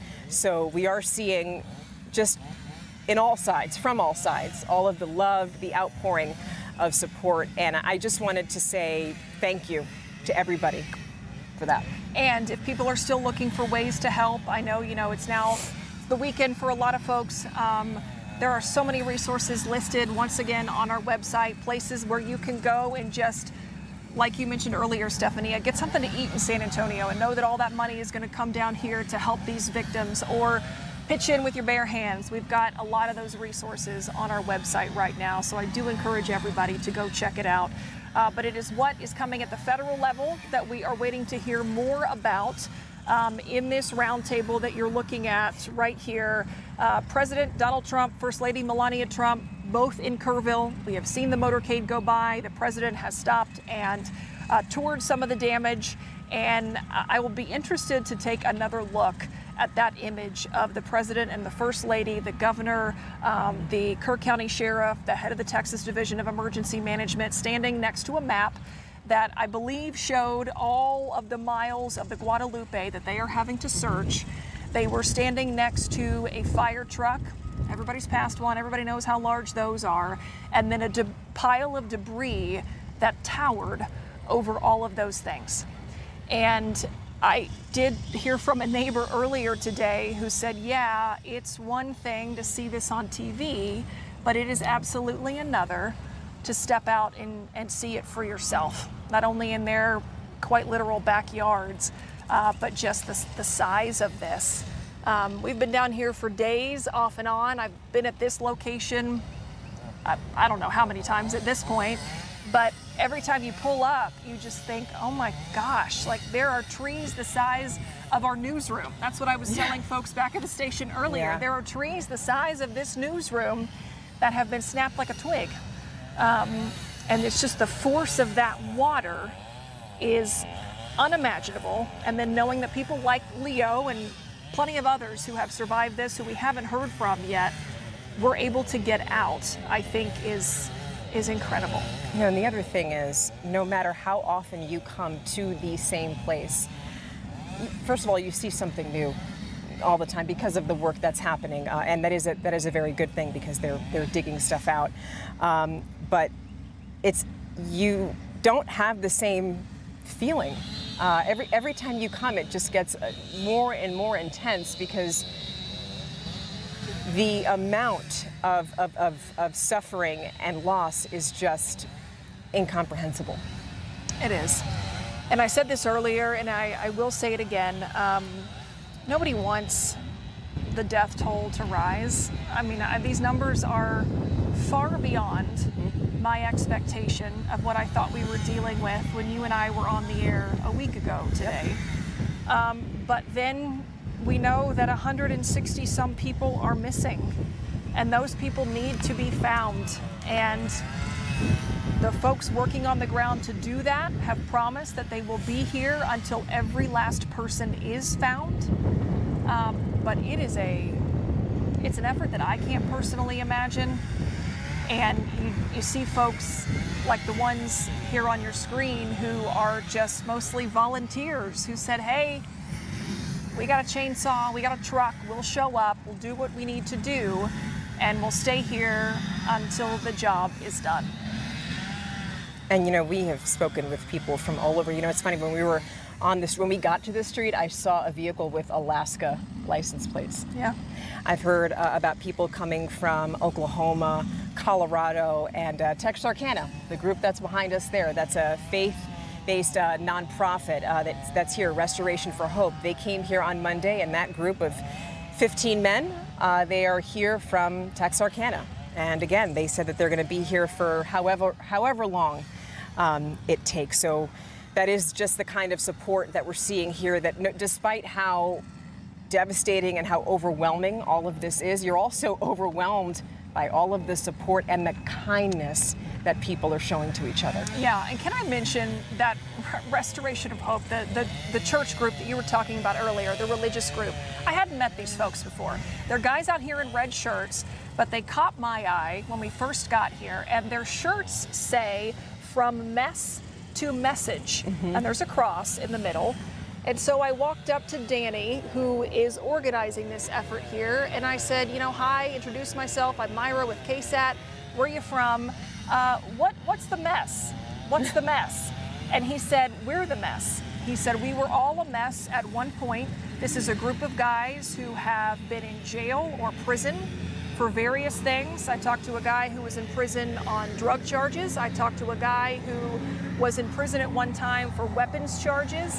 And Danny said he formed this group after he spent some time in prison, 10 months, and he turned his life over to God. He wanted a new path. He wanted to do something different with his life, and now he has organized this. And I mean, they are They are truly giving back to people, and they said we just showed up and did what we could, one of many groups, as we now see the president and see the governor sitting down and First Lady to this roundtable. Well, this is a tough one. And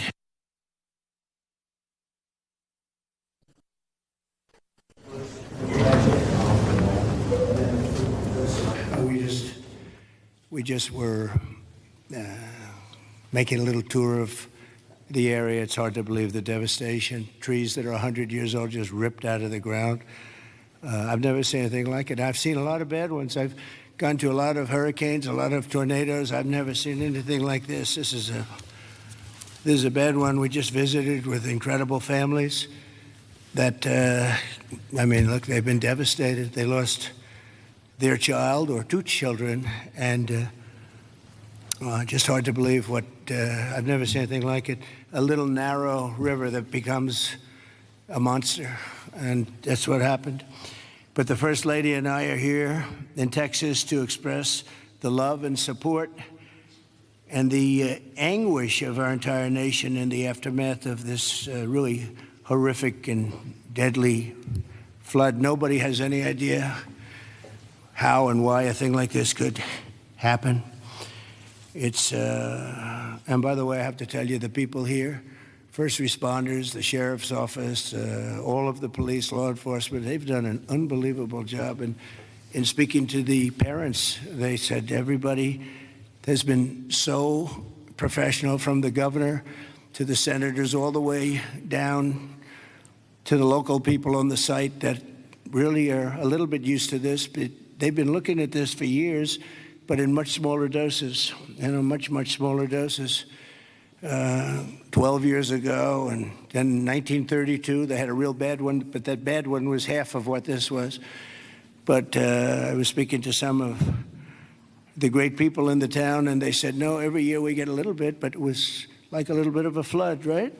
You were telling me, and it was just a flood. We got used to it. We had people, and we took care of it, and this year it was like, what's going on, right? So all across the country, Americans' hearts are shattered. I had to be here as president. First Lady wanted to be here. And, all the beautiful souls. And we're filled with grief and devastation. It's the loss of life. And unfortunately, they're still looking. They're still looking. There's a lot of missing children, possibly, mostly. We don't know. But they're still looking. And they'll find everybody, but it's not an easy thing. You would think it would be easy. It's very tough. I looked at what they're going through, what they have to do. But dozens and dozens of precious children taken from us with such, I looked at the pictures of almost all of them, and it's terrible. Following a torrential downpour, the worst that anyone's ever seen, Guadalupe River rose 26 feet in less than 45 minutes, and I've even heard it went well over 30 feet. There's one story that one person said it had to be 60 feet at one moment. This is like a giant, giant wave in the Pacific Ocean that the best surfers in the world would be afraid to surf. And it unleashed a catastrophic flooding as most residents were asleep in their beds. A very dark evening. The waters claimed at least 135, 140 lives. They're getting that count, but the count that they don't have is how many are still missing. But a lot of lives, a lot of young angels. At the Girls Christian Summer Camp, known as Camp Mystic, a legendary camp, a camp that people would want to go to from all over the country. People, parents, they come and they would stay with their children. They'd stay in other cabins just to be with their children, but a legendary place. They were there because they loved God, and as we grieve this unthinkable tragedy, we take comfort in the knowledge that God has welcomed those little, beautiful girls into his comforting arms in heaven. And we believe that, have to believe that, and we do. And we lost some wonderful people beyond the little girls. We lost some very brave men and women that tried to save the girls. As our nation, we mourn for every single life that was swept away in the flood, and we pray for the families that are left behind. It's amazing the incredible spirit from those families. I don't know. I don't even know how they do it. But moments ago, Melania and I spent a lot of time with them. That's why we're a little late. I think this was a good reason to be late, frankly. And we just gave our warmest condolences. But you say to yourself, you know, how do you give condolences? How do you do that to a young person that 3 days ago was here, 4 days ago was here and vibrant, and now is no longer here? The search for the missing continues. The people that are doing it are unbelievable people. That you couldn't get better people than this anywhere, Christy, right? Anywhere in the world, you couldn't get better people. And they're doing the job like I don't think anybody else could, frankly. And I want to thank them. I want to thank all of these great first responders who raced into very grave danger. We have some people that were incredible. The single Coast Guard rescue crew saved an incredible 169 children at Camp Mystic, 169. And the camp staff was also incredibly courageous. Are those Coast Guard people around here someplace? Because I hear some incredible people. And I actually, Scott Ruskin, is he around? Where's Scott? He's not here right now, sir, but he will be here later, and I will be. Oh, okay. Well, you let him know. With some, I'll let him and know. John Dunn, the owner of the Hunt store, was a flood. Where are you? Okay, good. We spoke a little while ago, and it sort of John was telling me some stories about that store, and it was just really amazing. Yes, Mr. President. First, let me correct. I was owner of the Hunt store from 2013 till April of last year, where I actually sold the store to Haley and B.B. Lehrman last year, They're together with Good. the fire department, the churches, the schools, what have you, and they're doing a phenomenal job. Good job. My role in it is I had seller finance the deal, and You're going to bring it back? I'm absolutely going to bring it back. And the together walls with are up, Haley the two and BB. walls are up, and you're Look, going to... there's belief out there that it was a total loss. It's not. Gentleman by the name of Larry Graham put up some incredible walls in 1973, and he's a great engineer, and those walls are still standing. Save the walls. Save the walls. Okay. And the goal is, and I think we can get it done between Haley, BB, myself, and some outside help that we're going to be getting. I think we're going to get it reopened very quickly. Good. I think it's important to get it open quickly because once we do, the community can get back to a sense of normalcy. I think it'll be good for the community. I think it'll accelerate the recovery process. There's a lot that has to be done, but I'm impressed and very pleased with the resources that I think are going to become available through the conversations with Chip Roy, Governor Abbott's office, and others, that we will get it done quickly. Yes, sir. Thanks, John. Good luck with it. Okay, I'm sure you will. The search for the missing is continuing, as you know, and today I especially want to thank all of these incredible people from the Coast Guard, and you'll give my regards in particular to some of the people we mentioned. Every American should be inspired by what's taken place during this short period of time, and I want to thank Governor Abbott. He's an amazing guy. We come very, very close politically and personally, and we've had a tremendous relationship with Texas. I guess Texas brought us together. We were together fine, but now we're together a lot more. And I want to thank Cecilia, your great wife, who's been our friend for a long time. The job you do is really incredible in so many different ways, including with the border and every different way. Admired by everybody. Secretaries, Kristi Noem, Brooke Rollins, Scott Turner, and Administrator Kelly Loeffler, they all wanted to be here. Some of them hopped on the plane with me. Senators John Cornyn and Ted Cruz, you're here among us. And thank you very much. Our great Lieutenant Governor, I see you sitting there. I don't know if they even have your name down, but when I'm here, your name is down, right? He's doing a good job, always did. Always did.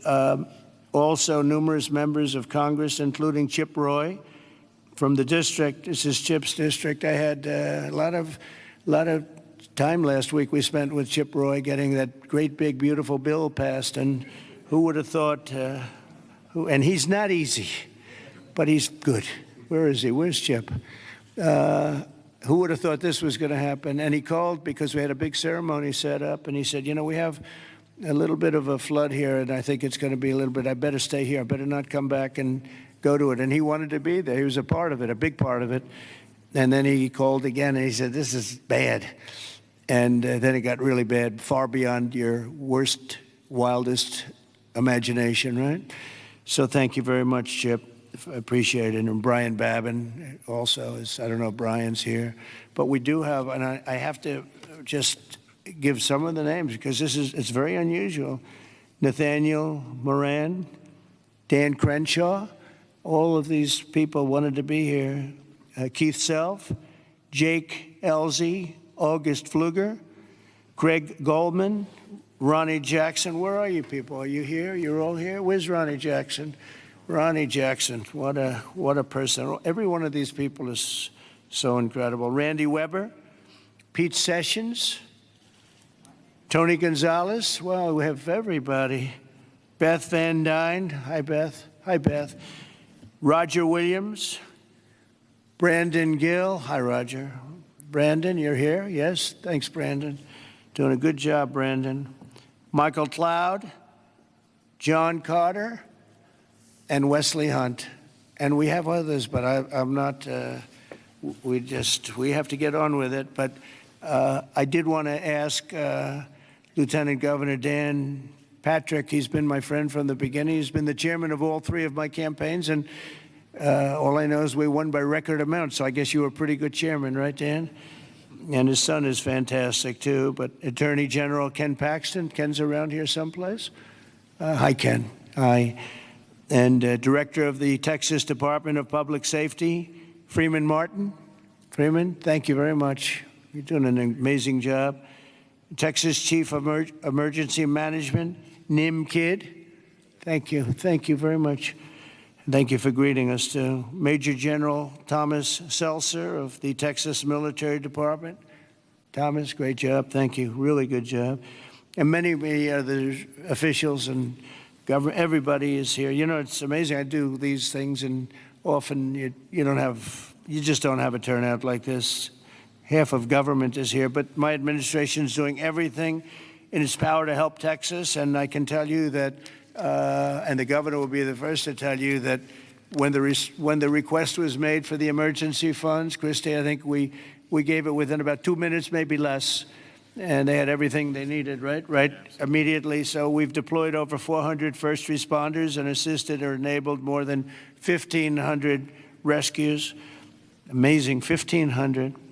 Customs and Border Protection and the U.S. Coast Guard have deployed numerous search and rescue crews, and they're all over the territory, and trauma teams. And beyond this area, you know, the governor was saying we've gone a little bit beyond this area. Oh, there's Dr. Phil. Look at Dr. Phil. You're looking good, Phil. This is a hell of a situation, isn't it, huh? FEMA has deployed multiple emergency response units, and FEMA has been really headed by some very good people. We have some good people running FEMA. It's about time, right? We get some good ones. They failed us in North Carolina, but when we got in on January 20th, they fixed it up in no time. And the Army Corps of Engineers is always around and always strong and brilliant. We're also taking historic action to ensure that such a nightmare never happens again. And we're going to look and see how can a thing like this, they could say it's a 100-year. Somebody said it's a 500-year event. It doesn't. We're not going to let a thing like this happen again where it can wreak this kind of devastation. Earlier this year, I directed a sweeping review of the preparedness and critical infrastructure. I think, again, I have to say, whenever I say that, I have to say that the level of professionalism was incredible. But we'll all work together to find out exactly what can be done because they do want to rebuild, and they're going to. I just want to say we have a wonderful First Lady, and she's done a great job as First Lady, and she really, very special woman when she saw what and met the people that we met just a little while ago. It's very devastating. And would you like to say a few words, honey? My deepest sympathy to all of the parents who lost beautiful young souls. Deepest sympathy from all of us to the community, to everybody who lost a loved one. We are grieving with you. Our nation is grieving with you. We just met with the wonderful families. We pray with them, we hug, we hold hands. They shared the stories, and I met beautiful young ladies. They gave me this special bracelet from the camp in honor of all of the little girls that they lost their lives. So we are here to honor them and also to give the support, help, and I will be back. I promise to them, and I just pray for them and giving them my strength and love. Thank you, honey. It's very nice. Thank you very much. So I just want to say God bless you all, and I'd like to ask Governor Abbott to say a few words, please. Thank you. Well, first of all, thank you, Mr. President, and thank you, First Lady. The first thing both of you mentioned were the lives that were affected by this. Whenever there's a disaster or catastrophe, the first thing we focus on is saving lives, prioritizing those lives. Every minute, every hour counts, and that's what Chief Kidd focused on, what the local officials focused on, what the state focused on, but also what your administration did. On the very day of the flood, you know, the Coast Guard literally saving lives right and left, and we cannot thank you enough for deploying the Coast Guard, deploying the resources, and as you pointed out, immediately when I made a request for a disaster declaration, you and your administration granted that. This is the fastest that I'm aware of any administration responding so swiftly, so collaboratively, so coordinated as we have in response to this. Thank you for that major disaster declaration. It ensures that we're going to be able to more effectively respond and help rebuild. And let me make one thing clear about the Hunt store. We will rebuild the Hunt store very quickly right here in Hunt, Texas. Thank you, Governor. Also, I too want to thank all the first responders. And we have many of our legislators over here. I want to thank them for stepping up and being here constantly, as well as state officials who join with us. And as we've said before, we remain committed. We're here for the long run. We will maintain our operations to search and find everybody that we can, as well as ensure that we're going to rebuild this community from Hunt to Camp Mystic to Kerrville down below. We are committed for the long run, not just to rebuild, but to rebuild in a better way. I have received a lot of detail, even from the President himself, about ways that we can do a better job in the rebuilding process, and we will put all of that to work. We have a special session beginning in 10 days when we're going to start working legislatively to make sure that we address every challenge that the people of this entire region, including the Central Texas region, make sure we help rebuild the families and communities of all of them. But we would not have been able to do that the way that we have had it not been for you, your commitment to Texas. I know you love Texas, and Texas loves you. We appreciate you showing up, and because of your swift and effective response, we're better positioned to deliver on all those commitments than ever before. Thank you, Governor. That's very nice. Thank you very much. Appreciate it. Christy, would you like to say something? Fantastic job you've done. Well, Mr. President, I just want to thank you for coming and being here today, and to our First Lady as well. Your heart is evident for the people of Texas, and by you coming here and spending the day and taking the time to spend so much time with the families, I've spoken with many of them over the last several days, and they're so grateful for you that not only are you here to come and walk alongside of them, but to spend time with them and to deploy resources to help support the governor and his team, I think has meant the world, not just to those that are making the decisions, but to all of those down to the ones who have lost their children and those who are still looking for their children. So that's the hardest part about the situation we have here today, sir, is that when you have a disaster like this, I believe this is an unprecedented event. I haven't heard in my knowledge, know of a flood that happened like this before. So, in our experience, we know that it's at least a 1 in 1,000 year flood that hit this area in an unprecedented way. And emergencies and disasters are always locally executed. The state manages them, and then the federal government comes in and supports that. What we are doing here, sir, is empowering the state and the local officials to make the best decisions for their people, because they know their people, they know their community, and when they ask, then we come in and support them. So thank you for being a president who trusts people, who lets them use the responsibility that they have to make the best decisions for their families, for their communities, and we come in and we support them in that. So I can't thank you for helping us making such quick decisions, for Nim and his team, and the governor is absolutely fantastic. Every time I picked up the phone and was here, the lieutenant governor was available, the entire team, the Coast Guard and the Border Patrol were absolute amazing resources on the ground immediately, and we've had over 700 different FEMA employees and volunteers here as well that are engaged, and so all of your assets that you have as a federal government are deployed to help this community restore, but also to heal. I would just ask everybody in the room to remember to love on each other too, and to tell stories and memories, and that's how the greatest fear when you lose someone in your life is that people will forget them. So tell the stories that you knew and write them down and remember them, because nobody wants their loved one that they don't have anymore to ever be forgotten. Thanks, Christy. Appreciate it. Nim, would you say a few words, please? You've done a fantastic job working with Christy and everybody else. Thank you. Go ahead. Sir. Thank you both for being here.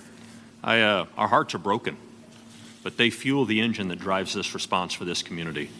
These local first responders are the best in the nation. They put their lives on the line. Our volunteer firefighters that were out there putting their lives on the line, knowing that their homes were at risk. You have the best in the nation right here at the local level. Governor Abbott declared 21 Texas counties for this weather event under a state of disaster declaration. Your immediate declaration for individual assistance and public assistance will help us rebuild and recover. We've had over 2,200 state agency response personnel assisting our local government partners.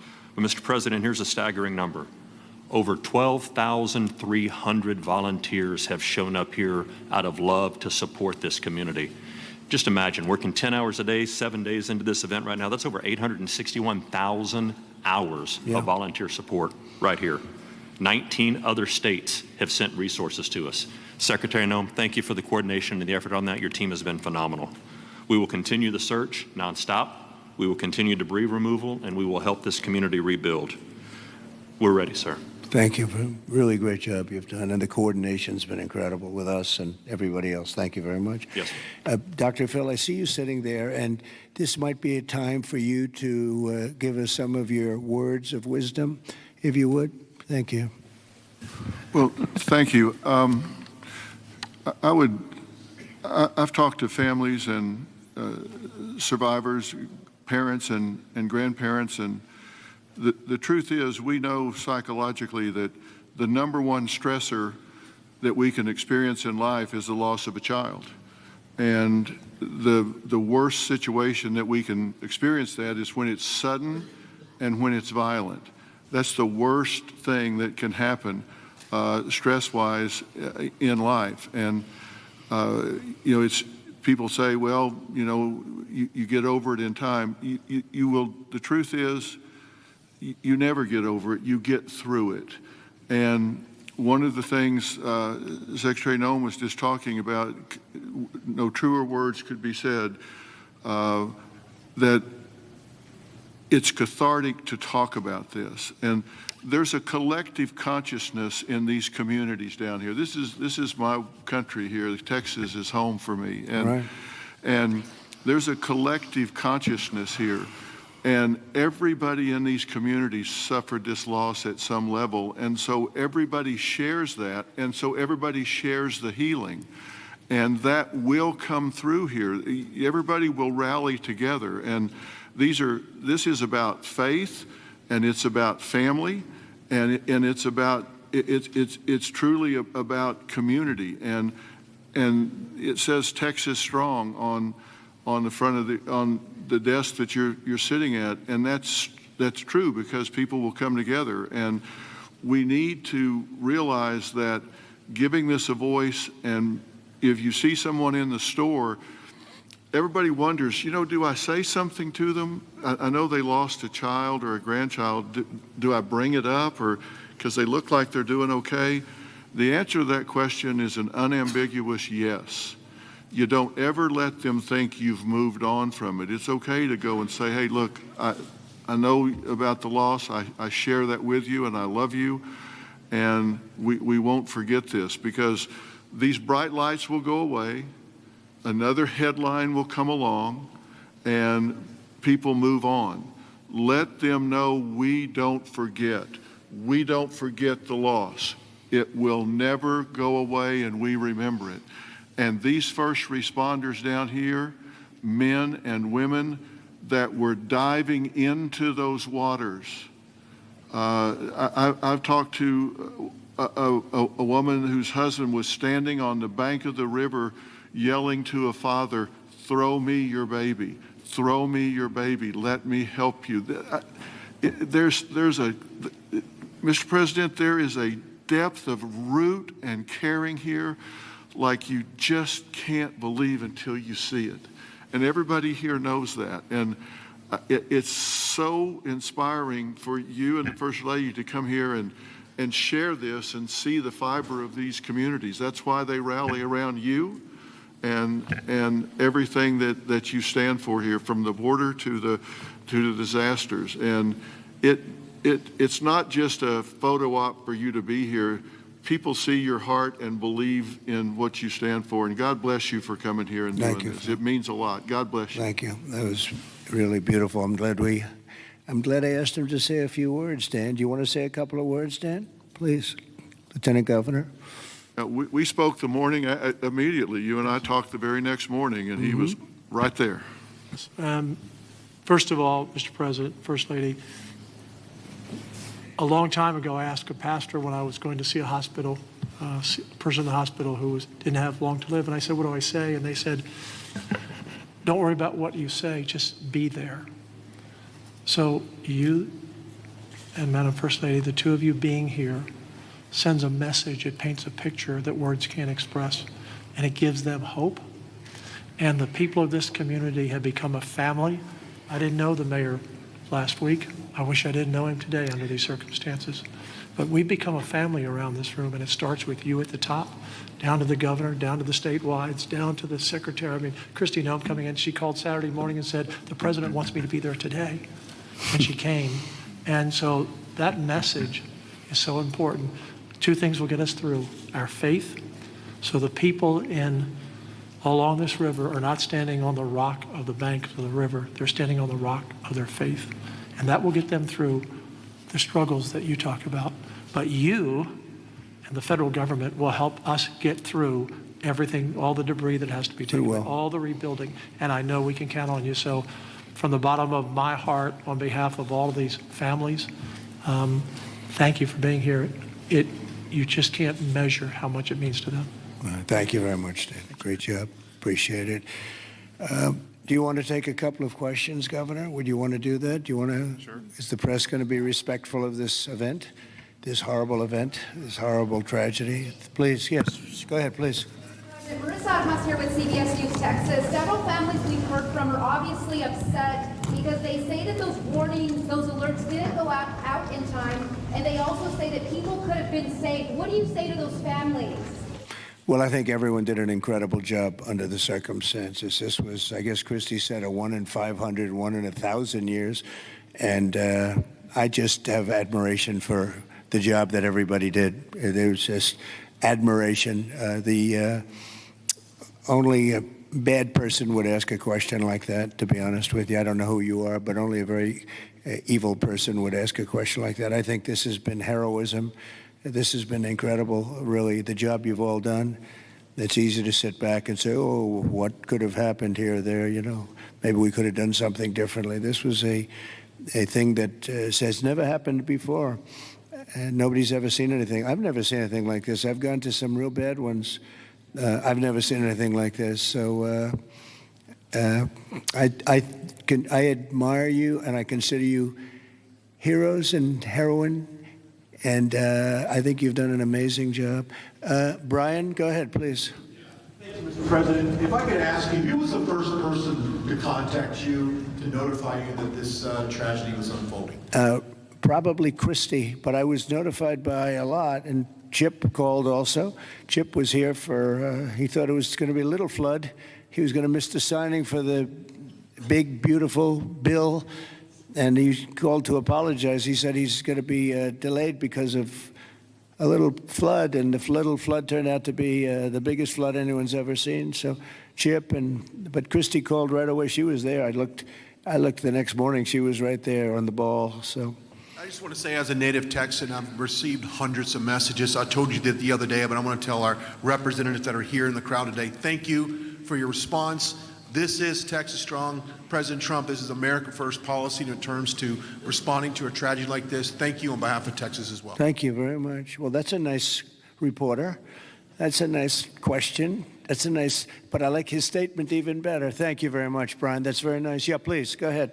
Great to see you, President Trump. Thank you. Thank you, First Lady Melania, for being here. I'm born and raised in Texas, and there's not a person in our state who hasn't been impacted by this tragedy. But what's been so disheartening recently are these ghouls on the left, like Jasmine Crockett and the left-wing media, who want to point fingers and play partisan games and fundraise off of this crisis. And what I love about Texas is we come together in a crisis across party lines, ideological lines. So what is your message, and maybe Governor Abbott as well, to these folks on the left who are using this to gain partisan points in viral videos?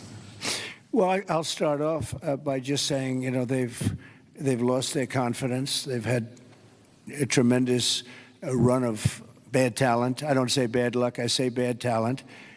And all they want to do is criticize. And I hope we can someday be bipartisan, but all they like to do is criticize. And this way, they're getting just absolutely clobbered because everyone sees what an incredible job the governor did. Everybody in this room, everybody at this table in particular, but everybody in this room did an incredible job. And the public knows it. You know, the public's wise to it. They have their soundbite. They send out a soundbite, and it's supposed to be, you know, you're supposed to say that. And if you don't say that, they throw you out of the party. No, they've lost. Honestly, they've lost their confidence. I see some of the people they're putting forward, and those people will only ruin our nation. Our nation, a year ago, was dead, and it was going down, but it was dead. And now we have the most successful nation anywhere in the world. You take a look. I was with the King of Saudi Arabia. I was with the leaders of the world recently at NATO. Every one of them said the same thing. They said, you know, it's the most amazing thing I've ever seen. Your nation was dead 1 year ago, and now you have the hottest nation. It's the hottest nation, hottest in quotes. It's the hottest nation anywhere in the world. Every leader is saying that we're the hottest nation in the world. We've all gotten together. We've done a great job. This state has been unbelievable. I work so well with the governor and with your senators and with everybody in this state. We get it done. We've had some pretty big problems here with the floods and all the different things that we've worked out, and we respond very quickly, and they respond very quickly, and they spend their money wisely. You know, we give them a lot of money, but they spend it wisely. I can't say that's true always. Sometimes we give money and they don't spend it so wisely. They spend it very, very foolishly. So, Governor, do you want to say a few words? Sure. You know, one thing that you pointed out that we all know about Texans is part of our bloodstream, and that is we're Texas tough. We're made for challenges. I read a piece the other day. I'll just quote one line from, and that is, when the rivers rise, so do we, and we rise to the occasion. And the way that we do that is by everybody working together. We are one team united. We are Texans, and fighting as Texans, we're going to rebuild not just Kerrville or Hunt or Kerr County, but across the entire state, across regions. We're going to come together and fight together and ensure that we elevate even better, keeping foremost in mind exactly what Dr. Phil was talking about. As we rebuild, we've got to constantly comfort the families of those who have suffered a loss. Those two things combined, and we will be our quintessential selves, and that is Texas tough, Texas resilient. Thank you very much. Go ahead, sir. Mr. President, first the of all, blue shirt. Thank you for Right over here. Go ahead. I'll wait for Chip. He's my representative. I'll wait for him. Mr. President, if I could just jump in and just say one thing, which is I can't thank you enough. When I called you on Friday, you said whatever you need. When I called the Secretary's office, she called me within 15 minutes and said whatever you need, and then she came here this weekend. I've never seen such a quick response and such a focus on delivering for the people. But importantly, I want to thank all of my colleagues in the House sitting right over there. Every single one of them called me personally. Every single one of them reached out to this team that the governor was just talking about, the team effort to deliver for the people of Texas. They're here now, not here to microphone. They're here just to be here because they believe in this state and they believe in what you're doing as the president and they believe in what the governor's doing. And importantly, this morning, I was at a press conference for the Community Foundation of the Hill Country, which has raised over $30 million from the great people of this state and from around the country, and they sent checks out today of $5 million to people in this community to help them with cash for people, for small businesses, first responders, and all the people that need help to reunite. And the final point I'll just say, for all of the media clamoring to ask that ridiculous first question and try to point fingers, the governor said it best when he said that pointing fingers is for losers. This state is about looking forward, and we'll figure out how to make our systems the best they can be. But importantly, when you see 26 feet of water rising a foot per minute, don't go around pointing fingers. The people in this community rallied around to help people, and that's the enduring image. Those little girls from Camp Mystic who were singing hymns as they watched the damage as they left that camp coming out of there. And that's who the people of Texas are. And I thank you, Mr. President. Thank you very much. And, 2 words, unity and competence. If you were to ask me 2 words that I've seen here, one is unity. The unity has been unbelievable. And then the competence of the Coast Guard and some of the people within the Coast Guard that saved a lot of lives. They went out and they saved a lot of lives. But there were others other than the Coast Guard. But I would say competence and unity, the way everyone has just pulled together. It's rare that you see this. Mr. President. Again, I've been to so many and I've seen bickering and fighting and, just it doesn't work the same way. This has been amazing. This is the biggest because I've never seen one like this. Neither has anybody else, by the way. Yes, please. Hey, it's Joe Pags, Mr. President. It's been a while since we've seen each other. Obviously, the staffing was where it needed to be. In fact, it was heavier than it should have been because of the holiday weekend. Whatever they're saying in the left news isn't the truth. You're a developer, though. At 1 o'clock in the morning, the technology only goes as far as it goes. Kids don't have their phones. Phones are dead. People by the riverside don't have electricity. They're not going to get a phone alert that way. As a developer, going forward, knowing that everything was done lightning fast by Secretary Noem, by you, by the governor, and everybody else, you did everything right. What do we do next time, though, to make sure that people are alerted if they're dead asleep? Maybe an alarm system, maybe a siren system. You might know better than I. But what do we do going forward? Because we've got to make sure that people get the alert when it's time to get the alert. Thank you. Yeah, you'll probably have to do that. You'll probably come up with something very unique because there is no system right now. There's been a thing like this has never happened that anybody knows. Certainly not to this extent, but I know the governor and everybody is working on it. They're meeting and they'll figure something out. Go ahead, Governor. Yeah, so we begin a session in 10 days. We will address every single question that you just asked. You mentioned some of the ideas. There are many more. And we want to hear, most importantly, we have to devise a response that's right for this community. And this community has to weigh in, and they need time to be able to convey that to us. But we're going to work on alerts. We're going to work on every single solution to make sure things like this don't happen again, not just in this community, but in other river basins across the state also. So we will work to get it right, and we've jotted down, Joe, every idea that you just mentioned. Ted Cruz, go ahead, please, Ted. Well, Mr. President, I want to say thank you for being here. First Lady, thank you for being here. Where we are right now, the Hill Country, is a very special part of the state. It is universally considered the most beautiful part of the state. You've got rolling hills. You've got these incredible, peaceful, wonderful rivers. The Guadalupe River, just about all of us have been swimming in that river, floating in that river. And one of the things that's really special about Kerr County is there are 40 summer camps here. This is a place where all across Texas our kids go. The governor's daughter came every year to camp here. Both of you know our girls really well. Mm-hmm. Heidi, the week before this flood, was here in Hunt picking up our daughter Catherine from camp. And Camp Mystic, that faced such devastating loss, is an institution in this state. It's 100 years old. It was founded in 1926. And I'll tell you, in Texas, it's not just here that the hurt is felt. It's every part of the state: Houston, Dallas, San Antonio, Austin, West Texas, East Texas. Texans have gone, and what's amazing is you see at the closing ceremonies of these camps, you see multiple generations. You'll see grandmothers and moms and little girls who have all gone to the same camp. And the pain that the state is feeling. And on Monday, I went and walked through Camp Mystic. In the center of the camp is a cabin called the Bubble Inn, where the littlest girls were staying.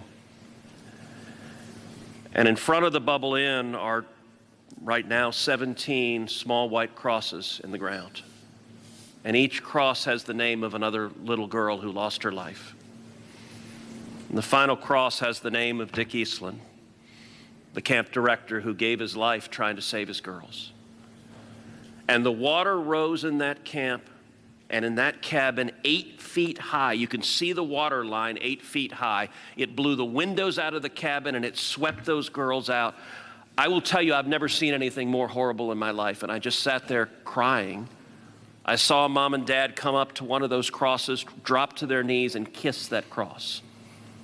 And the mom was weeping. I also want to tell you, and you said this, you talked about unity.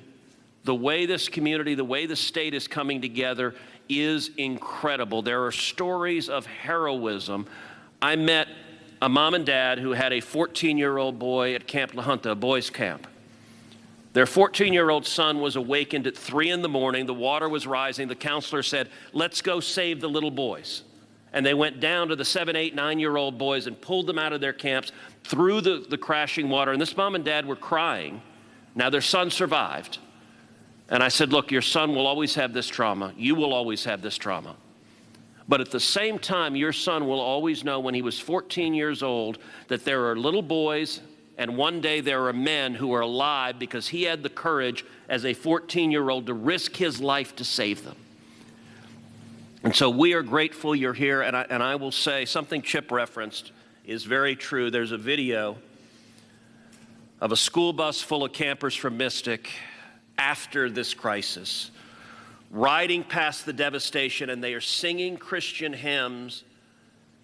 And I promise you, there's not a person here who can watch that video and not weep. Tears of sorrow, but also tears of joy. So we are grateful for the response, Governor, the first responders, everyone who's come together, and to all the moms and dads, just know we love you. The agony, my street at home, every house has a green ribbon around it for the girls at Mystic. And that's true in a lot of streets all throughout Texas. And we will come through this one way or the other. And I'll tell you, the Hunt store right now, the sign says Hunt store, except today it doesn't. It says Hunt Strong. They redid the sign. That's the spirit of who we are. Thank you, Ted, very much. Well, yes, please. I wanted to respond just to something that Joe Pag said and the governor. The Speaker and I announced yesterday that we will begin our hearings in 2 weeks, but in 3 weeks, we're going to have a hearing in this room so that the residents and the people in this area don't have to come to Austin. We're going to come to them, and we'll stay here as long as it takes to hear their stories and their needs and their wants. So we're going to be here in 3 weeks in this room. Good, Dan. Very good.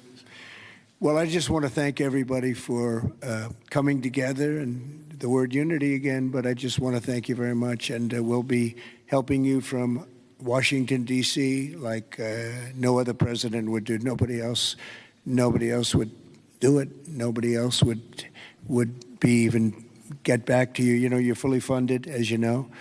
And Christy, I would say they were fully funded within minutes of hearing about this. And, you know, the state of Texas, number one, they do it right, and they've done it right for a long time. And it's, you know, a very special place to me, I will tell you that. Politically, I don't want to say politics, but politically it's been a very special place to me. Our great Secretary of Agriculture, who you've done such a great job, Brooke Rollins, you come from Texas, and I just want to thank you. She even got the cost of eggs right down. You know, they hit me with that one, and she got them down so quickly nobody knew what. By Easter, everybody was having eggs at a lower price than they ever thought possible. But you've done a fantastic job. But it's just been it's been a very special state to me, and it's my honor. And we will continue to work together. And it's a bad situation, and you can never say, oh, it's going to be bigger, better, stronger. It's just. So many lives have been lost. You can't say that, but we're going to make it. We're going to make it back. We're going to make it back, and we're going to make it good again. And everybody wants to do it. And I just want to thank you, and I want to congratulate you. You guys have been unbelievable. Thank you for your words before. It was unbelievable. The job you've done, Kim. Everybody, every single one of you. So you should be very proud, and we're very proud of you. Thank you all very much for doing such a good job. Thank you very much.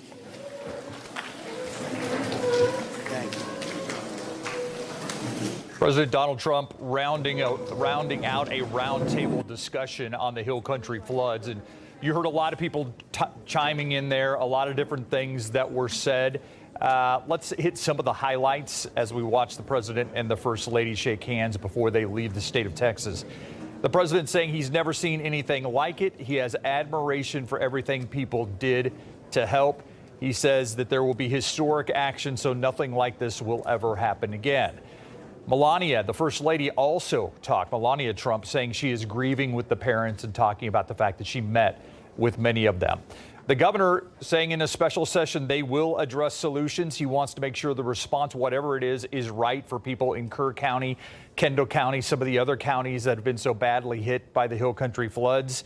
And he said alerts, warnings are on the table. As a matter of fact, Lieutenant Governor Dan Patrick, speaking just moments ago, promising that there will be a hearing in 3 weeks in the very room where the president was in Kerrville to hear from local residents about what they want for a solution so they don't have to come to Austin in the midst of all this rebuilding. A former owner of the Hunt store also talking. We've talked about how iconic that store is and how being so heavily damaged has been a blow to so many people there. The former owner pledging he will rebuild the Hunt store. The governor also saying the Hunt store will be rebuilt. There were some tense moments. The president taking a question from reporters and some on evacuations and warnings and things like that. The president calling that reporter evil for asking a question about evacuating and warning. And the Homeland Security Secretary also was there, Kristi Noem. She's come under fire for what they say was a delayed response. That is not what the president said. The president said that they are fully funded, and he praised the Homeland Security Secretary, perhaps not surprisingly. I want to give you the final numbers here before we wrap up this live cut-in now. 96 people have perished in Kerr County, 36 children, 166 are still missing. Statewide, the number is 121 people who have died in the Hill Country floods. Much more on the president's visit and the very latest from the Hill Country coming up at 5, 6, and 10. We return you now to regular programming.